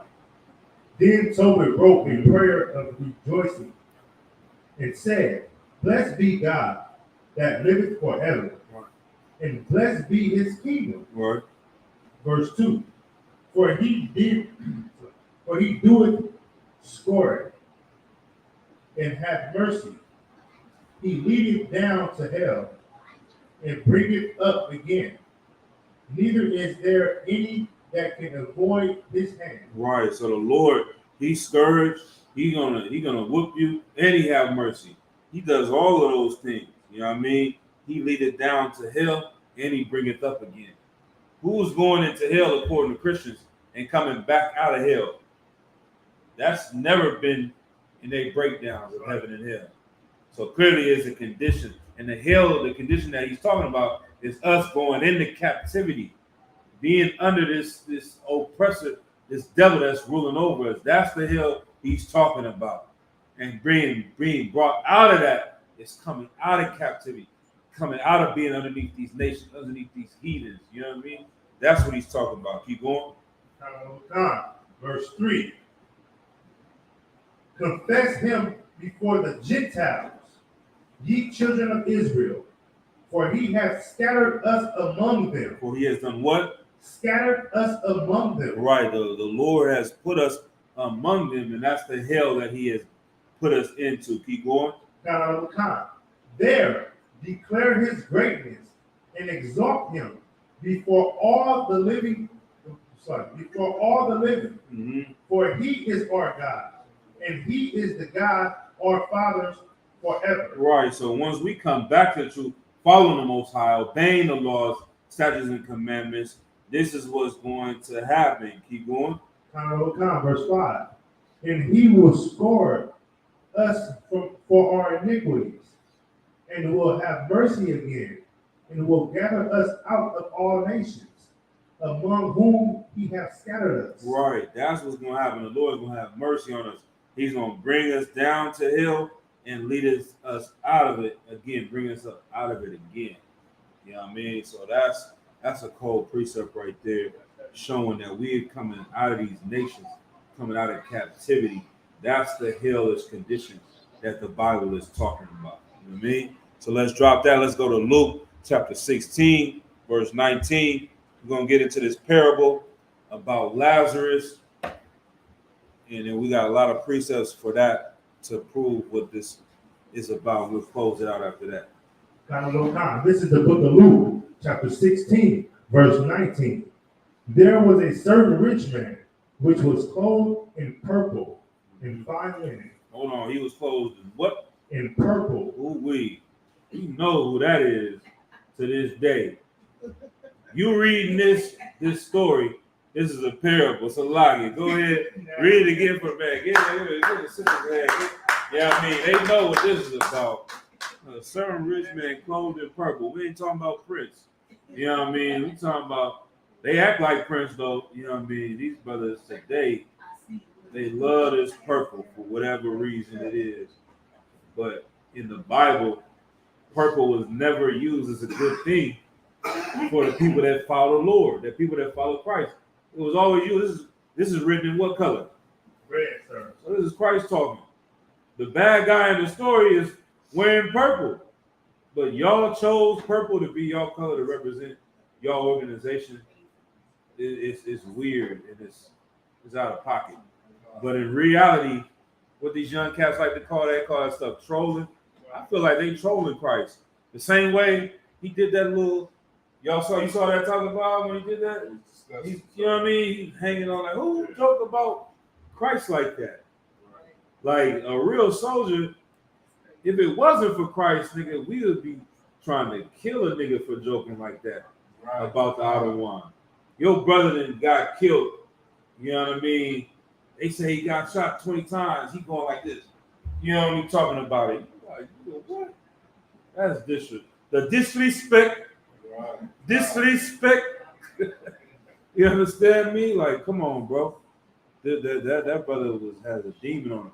But maybe they trolling Christ too, man. They wearing that purple because they trying to identify with the people that killed Christ. That's probably what the oppressors in the government that created IUIC are doing. Go ahead. So like, they don't believe in Christ. That's what that is. Right. They really don't believe. That's why the UPK is so important, because those brothers don't believe. That's right. If they believe that type of video would never surface, and half of the things they do wouldn't surface. Right. Damn right. Damn right. And like I said, I feel like they trying to be enemies in plain sight. You know what I mean? Act like we with him, but really against him. We're gonna show you we against him because everybody that was against him was rocking purple. You know what I mean? Like that's who we are. We the ones that hate Christ. You know what I mean? Go ahead. One more thing, Sir Solana. But you know, nothing's new under the sun. You know, here in the UPK, we know we preach the prophets of the Lord. We are those brothers. And you know you gotta have your Pharisees and your Sadducees, right? They gotta come back too. Right. You know what I mean? So that's just them. Exactly. There's nothing new under the sun. We was in the truth now. We in the truth now. We was in the truth then. If they out here doing this BS now, they was back then doing the same thing. It was a TD Jakes running around. It was a Martin Luther King running around. Good night. Like we don't hear about this story. I see you, sis. You know, I'll get to you. You know, keep your hand up. But it was a Martin Luther King back then. Like it was a nigga that everyone loved that the Lord was not with. And you really go into the book of Jeremiah. That's who Man, this deep. You know what I mean? But it was a prophet at that time. We still here. You know what I mean? But it was a prophet at that time that the king was listening to. And the king was getting prophecies from. But he was not a man of the Lord.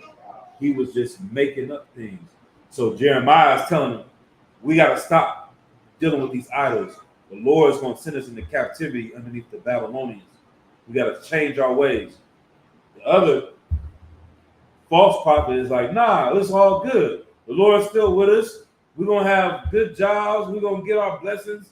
It's going to be heaped down, pressed over. Good times is coming. We ain't going to be in captivity with the Babylonians. The Egyptians got our back. He telling them, gassing up the king, telling them ain't nothing going to happen wrong. But the Lord didn't tell you to say that. You just saying it. In reality, they end up going into slavery. You know what I mean? Going into captivity. Everything Jeremiah said was right. But anyway, that's what it is. And that's this whole parable. That's perfect what you're saying. We're going to break it down for that exact reason that Christians will read this story and not try to see what the parable means. Like, matter of fact, I'm going to look that up real quick. What is a parable? And go ahead and read it again. Parable. This is the book of Luke, chapter 16, verse 19. There was a certain rich man, which was clothed in purple and fine linen, Right. and fared sumptuously every day. Sumptuously, right? Let me see. Yeah, sumptuously, Right. sumptuously every day. Right. He living delicious. He living great. This is a rich man clothed in purple. So, the parable. A parable is a simple story used to illustrate a moral or spiritual lesson. You're not supposed to take the literal story. You're supposed to see what this story is what it means. And that's why the Bible says, I have revealed my to the prophets. I have revealed my it's in my mind. But the Lord reveals his secrets to his prophets. That's it, right? And so, the church has had these Bible verses this whole time. They're not able to break the story down. But we have it in the truth. We're able to get the right understanding of what it means. All right. So the men in purple are the Sadducees and Pharisees. Christ is talking about the Sadducees and Pharisees the same way today, which you don't know what you're saying. It's talking about the IUIC. It's talking about the men that say they're of the Lord, but they're not. All right, keep going. Okay. Verse 20. And there was a certain beggar named Lazarus, which was laid at his gate, full of sores. Right. And so we know what these sores are. These sores are the things that have come upon us, the curses. The curses that have come upon us from not obeying the laws. Let's get Isaiah. So we're going to jump back and forth between Luke. Let's go to Isaiah 1 and 6. This is the book of Isaiah, chapter 1, verse 6. For the sole of the foot, even unto the head, there is no soundness in it, but wounds and bruises and Putrefying. putrefying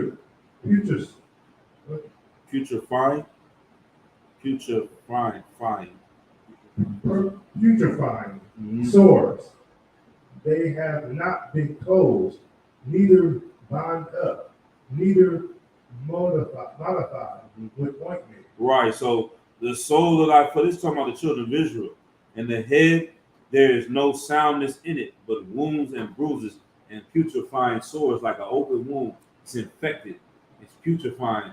Some of this putrefying smells bad. Right. You know what I mean? The sores got pus, like, you know what I mean? All going out of it. Go ahead, sis.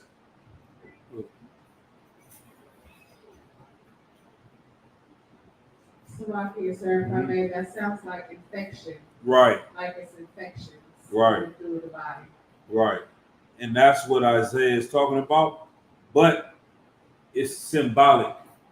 So it's not a person that's actually infected. The nation of Israel is infected.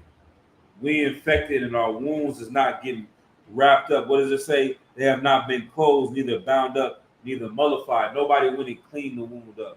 Nobody went and sewed it, stitched it together. Nobody wrapped it up and bandaged it up. No one is doing that in our communities. The leaders are not doing that. You know what I mean? And keep going. Verse 7. Verse 7. Your country is desolate. Your cities are burnt with fire. Your land, strangers devour it in your presence. And it is desolate as overthrown by strangers. Right. So once you see what I'm saying, this is all the description. The swords that we're going through is us being in hell underneath these other nations, these other people putting these things over us, our open wounds. They're not healing our problems, fixing our families, fixing our relationships, fixing our children, ridding our communities of drugs and all those things. It's just open wounds, and they only grow. And what happens when you get an infection? You got to cut off that body part. You got to get rid of that body part. So Christ is coming to heal the sick and get rid of those strangers out of our land. You understand what I'm saying? That's how you heal us. The Sadducees and Pharisees not trying to heal us. They welcoming the strangers in our land. The Christian pastors are welcome. I see you, sister. You don't got to hold your hand. They're welcoming, these heathens to come and rule over us and making deals with them. That's how they got rich. How did he get that purple and fine gold? By making deals with the governments. Same way today. You know what I mean? IUIC, they got all this money, fancy cameras, fancy equipment, all these different fancy gay clothes. You know what I mean? That's in the Bible too. They wear gay apparel. You know what I mean? The rich men. Where are they getting this money funded from? From the enemies of Israel. All right? But go ahead, sis. Salakia, sir. I was just gonna say that if you join the ISUPK, you get rid of all that. Yeah. You can learn how to become a good man, a strong man, a leading man, a man that has good morals, a man that will lead his household in the right direction, and will get you out of the drugs in the streets as well. Damn right. Barakatah Yahweh Shai, man. And that is the Lord that have done it. And that's from this book. Everything we do, we got out of this book. And that's from great men like Commander Yohanan that's able to go in and learn from the seven heads and keep these breakdowns alive and tie those things in. Because I wouldn't have known about these swords in this parable. I would have read it like a Christian. Instead of coming over here seeing Isaiah tying it together. But man, Commander Yohanan got some precepts on here, man. We're gonna tie all these to break this whole little story down real quick. Damn, sorry, 9:30. Good night. All right, let's go. Like I said, we're gonna hold off on comments for get these precepts out. Verse 7. Read verse 7 one more time. Verse. I think we're at verse 6. I don't know. Okay, read verse 7. Yeah, I know you just read 7, but read it one more time. Okay. So, your country is desolate. Your cities are burnt with fire. Your land. So, your cities are burnt with fire. Your land, strangers devoured it in your presence, and then it is desolate as overthrown by strangers. Right. So that's the swords that Lazarus was dealing with. Let's go back to Luke 16 and 20. This is the book of Luke, chapter 16, verse 20. And there was a certain beggar named Lazarus, which was laid at his gate full of sores. Mm-hmm. Verse 21. And desiring to be fed with the crumbs which fell from the rich man's table. Moreover, the dogs came and licked his sores. Right. So once again, that's how we are in the truth. We come into this person's church. We seeing how rich and wealthy T.D. Jakes is. We want the crumbs from his table. We want to see how we can live, how he's living. But the reason why he's living so good is because he fed us to the dogs. He sold us over to these other nations. He allowed them to come into our land.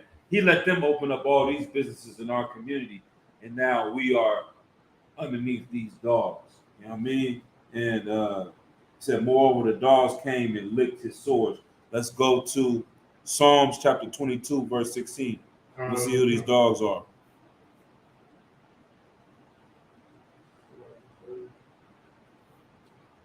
This is the book of Psalms, chapter 21. Looks like it's not 21. What's that? 22 and verse 16. This is the book of Psalms, chapter 22, verse 16. Uh-huh. For dogs have compassed me. Right? The assembly of the wicked has enclosed me. Thy pierced my hands and my feet. Right. For the dogs have compassed me. The assembly of the wicked have enclosed me. They pierced my hands and my feet. This is talking about, once again, it's King David. And he's talking about these enemies that surrounding him. But these dogs are not dogs. These are these other nations he's going to war with. You understand me? Keep going, verse 17. Verse 17. I may tell all my bones.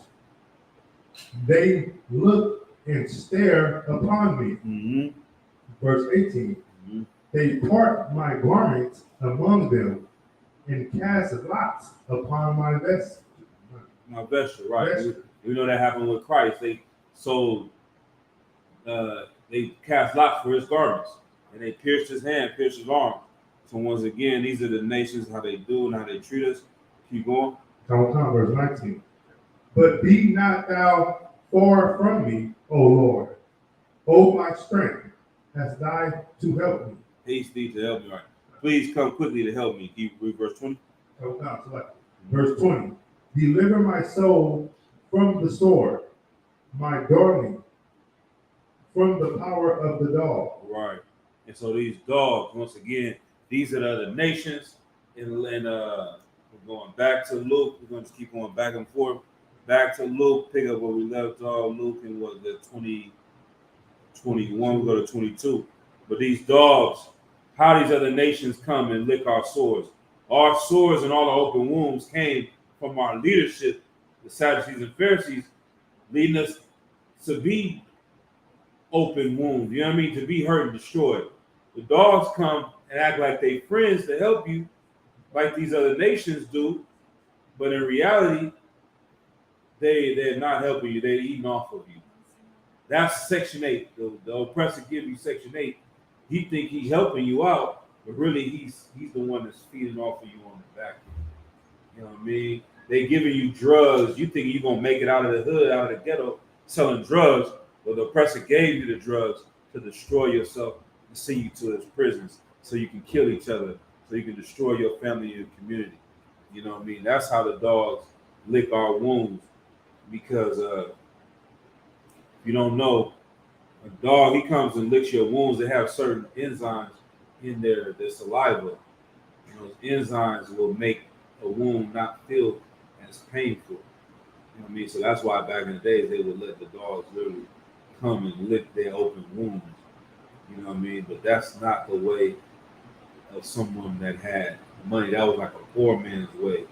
He had no one to actually help him out. So he would have the dog come lick his wounds, right? If we don't have anyone to help us out, really give us a home, or we get Section 8. You can't really go and get away to eat and get food, but you get food stamps. You eat, but you're not really eating. You feel better, but you're not really healed. All right. So that's what Lazarus is going through. And Lazarus is representing the Israelites. Once again, you always got to remember that. Children of Israel versus Sadducees and Pharisees, all right? Keep going. 22 and so I guess, Luke 16 and verse 22, right? This is the book of Luke, chapter 16, verse 22. And it reads, and it came to pass that the beggar died and was carried by the angels into Abraham's bosom. The rich man also died and was burned. Verse 23. And in hell he lifted up his eyes, being in torment, and seeth Abraham afar off, and Lazarus in his bosom. Right, keep going. Verse 24. And he cried and said, Father Abraham, have mercy on me, and send Lazarus, that he may dip the tip of his finger in the water, and cool my tongue, for I am tormented in this flame. Right. So once again, like this rich man and Lazarus, in the time of Christ coming to the getting it, building the kingdom up, and the people coming to truth, following Yahweh Shai. Now the people that were in charge before are going to look at the ones at the bottom and want to have what they have. They're going to want to be in the positions that they were in. Let's go to James chapter 2, verse 5. Bear with me, because I know we usually say we're going to get to certain things next week, so I just want to get to these this time. You know what I mean? This is the book of James. This is the book of James, chapter 2, verse 5. Hearken, my beloved brethren. Have not God chosen the poor of his world, rich in faith, and hearers of the kingdom, which he hath promised to them that love him?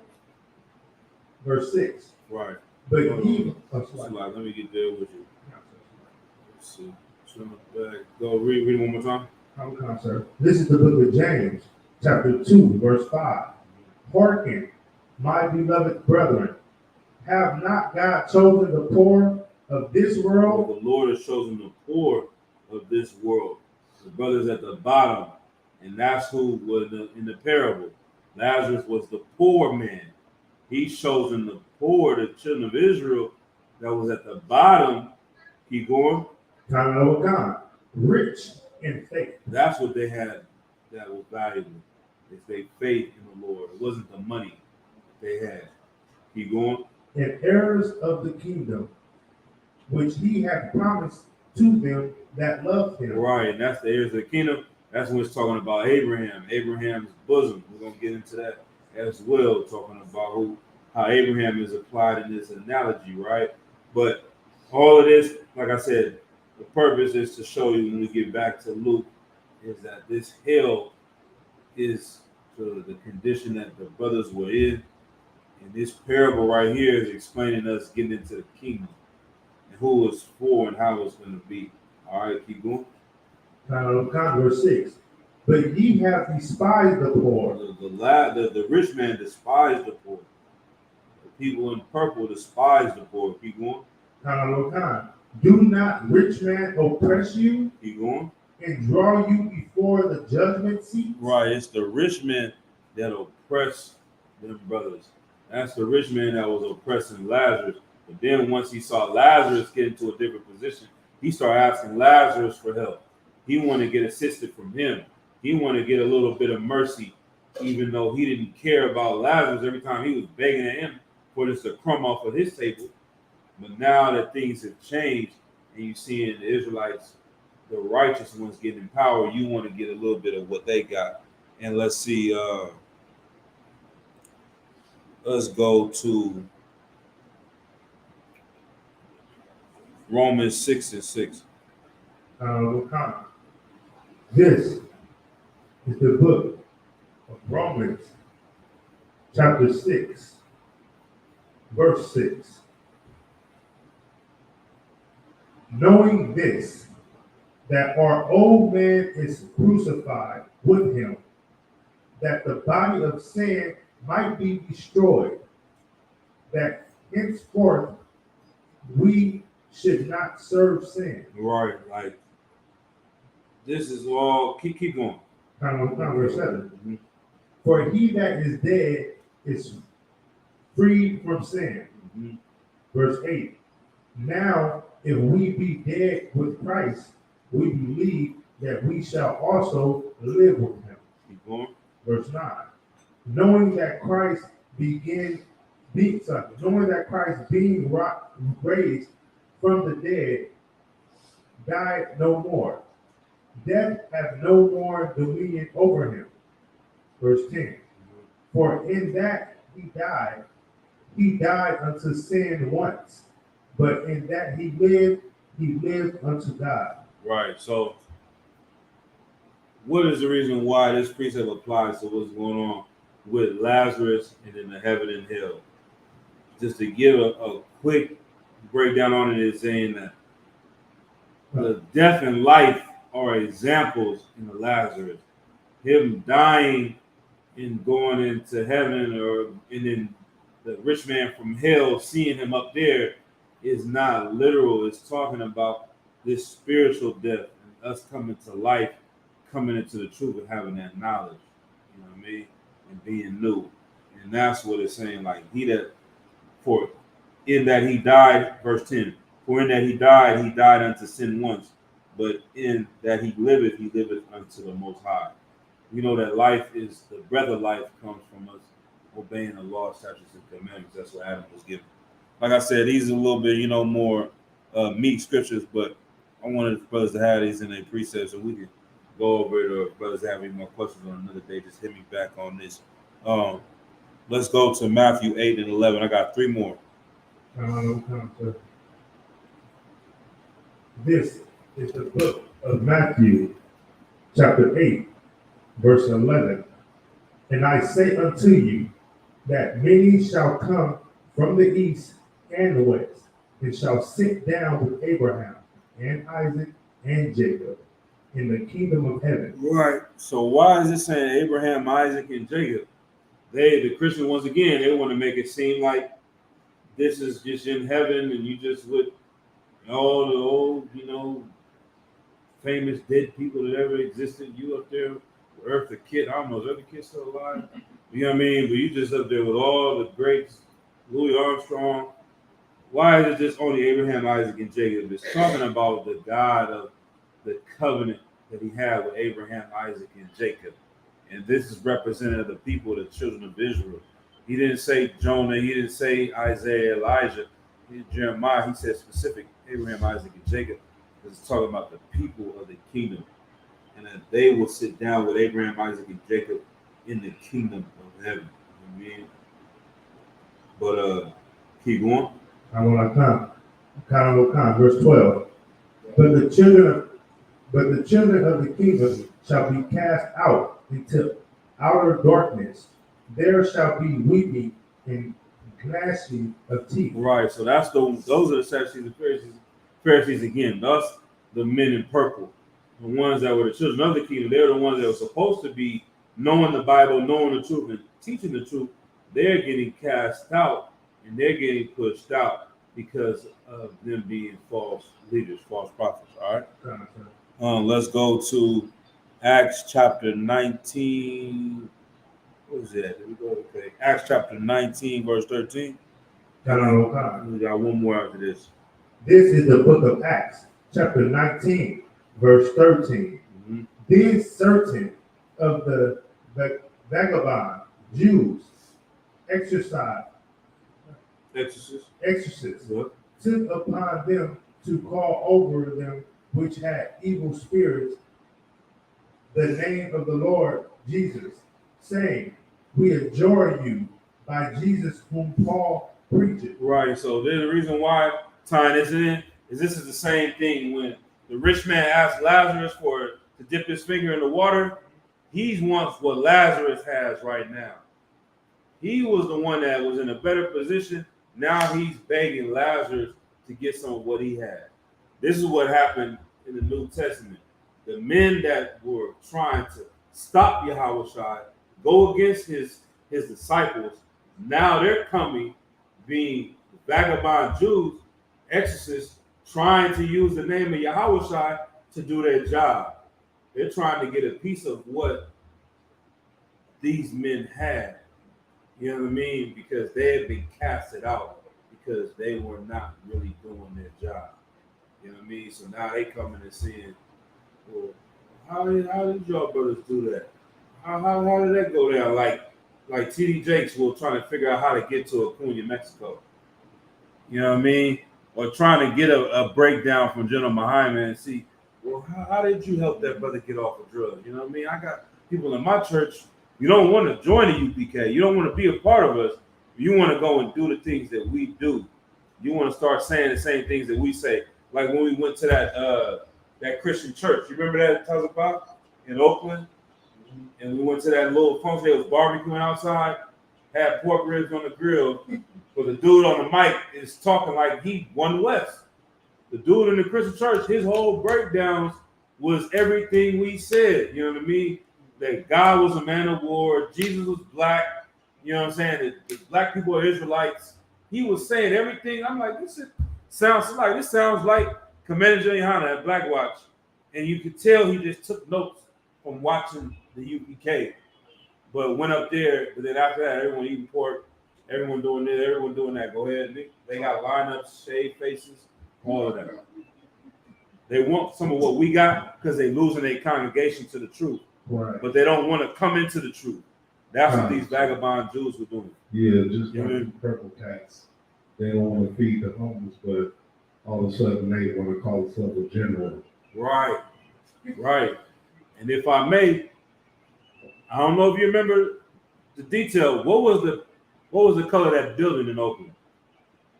It was like right over on between 94th and no, we was on a higher nine. I think like in the hundreds. Amaral?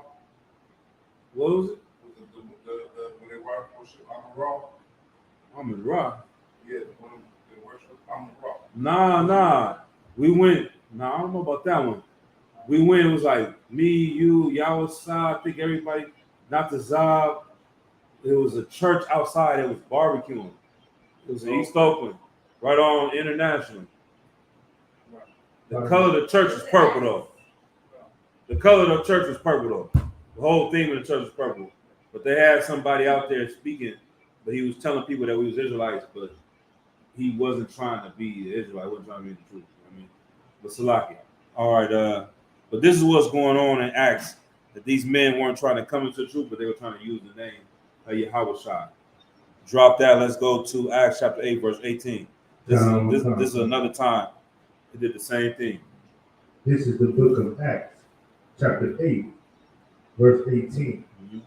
And it reads, and when Simon saw that through lying on,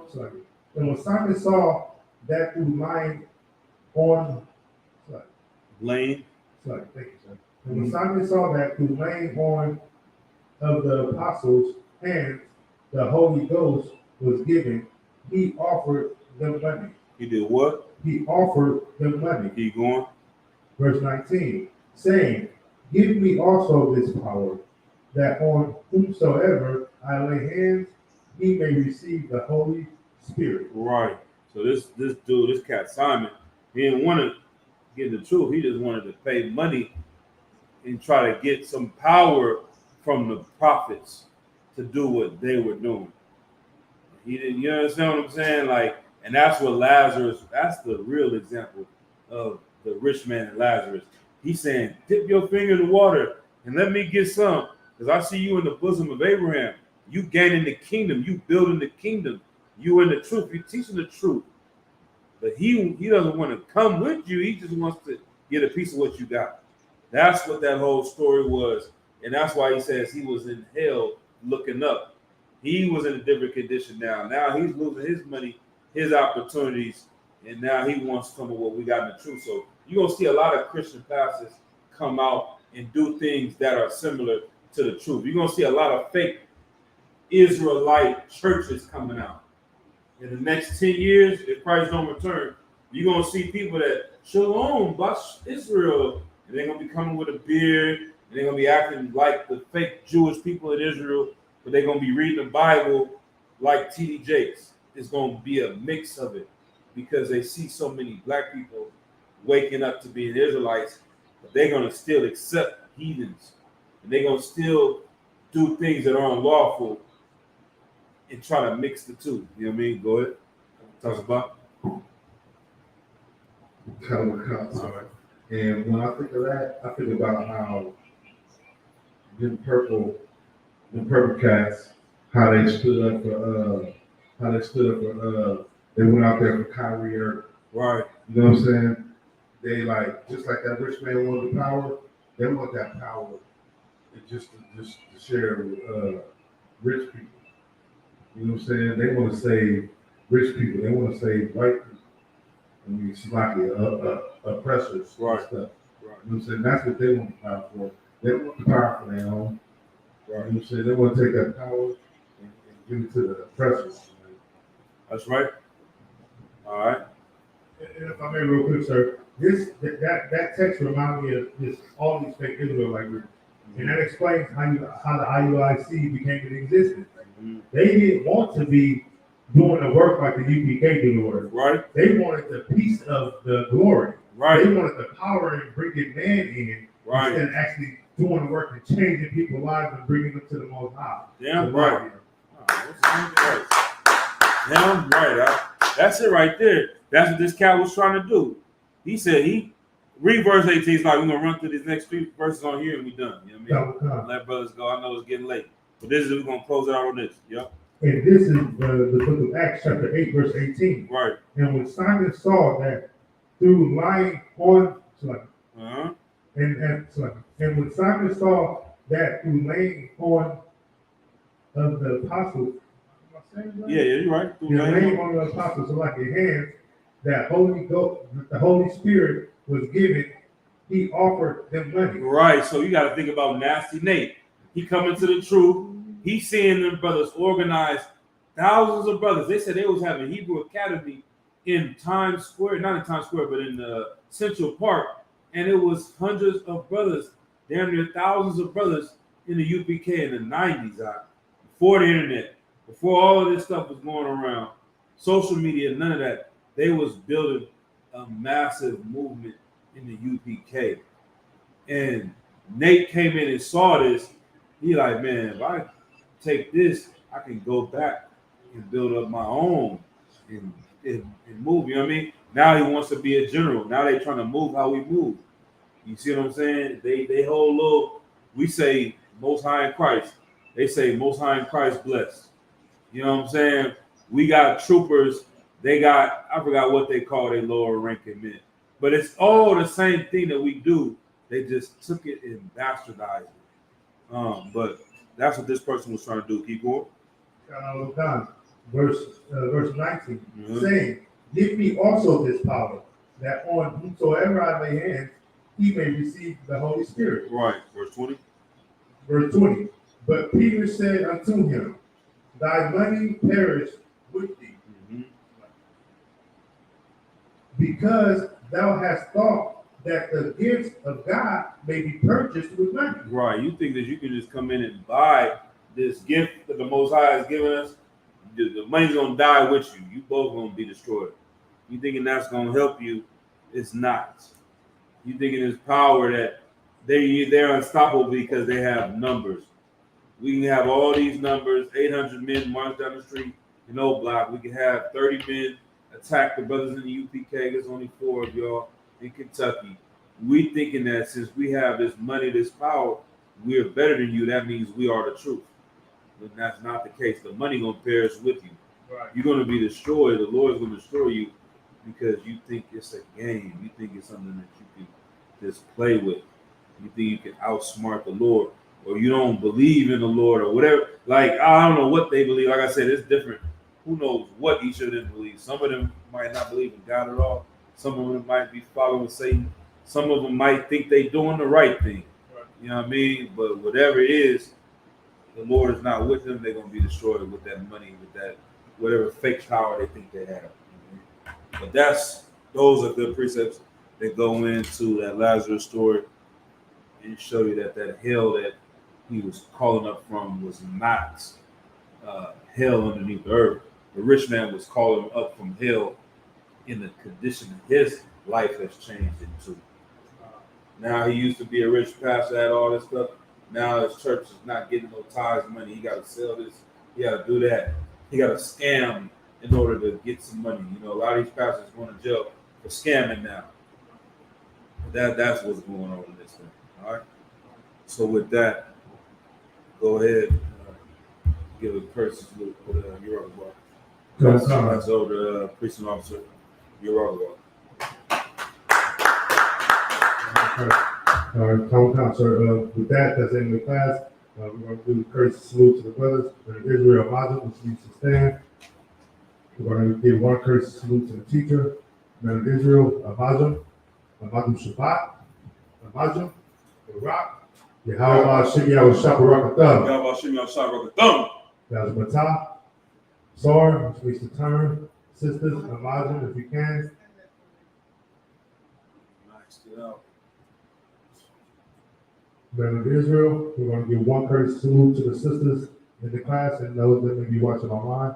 Men of Israel, Adu Shabbat, Tamajim, Barak, and How Howard. Shema Alatham Bashim Yahushua. Yazmatah, dismissed.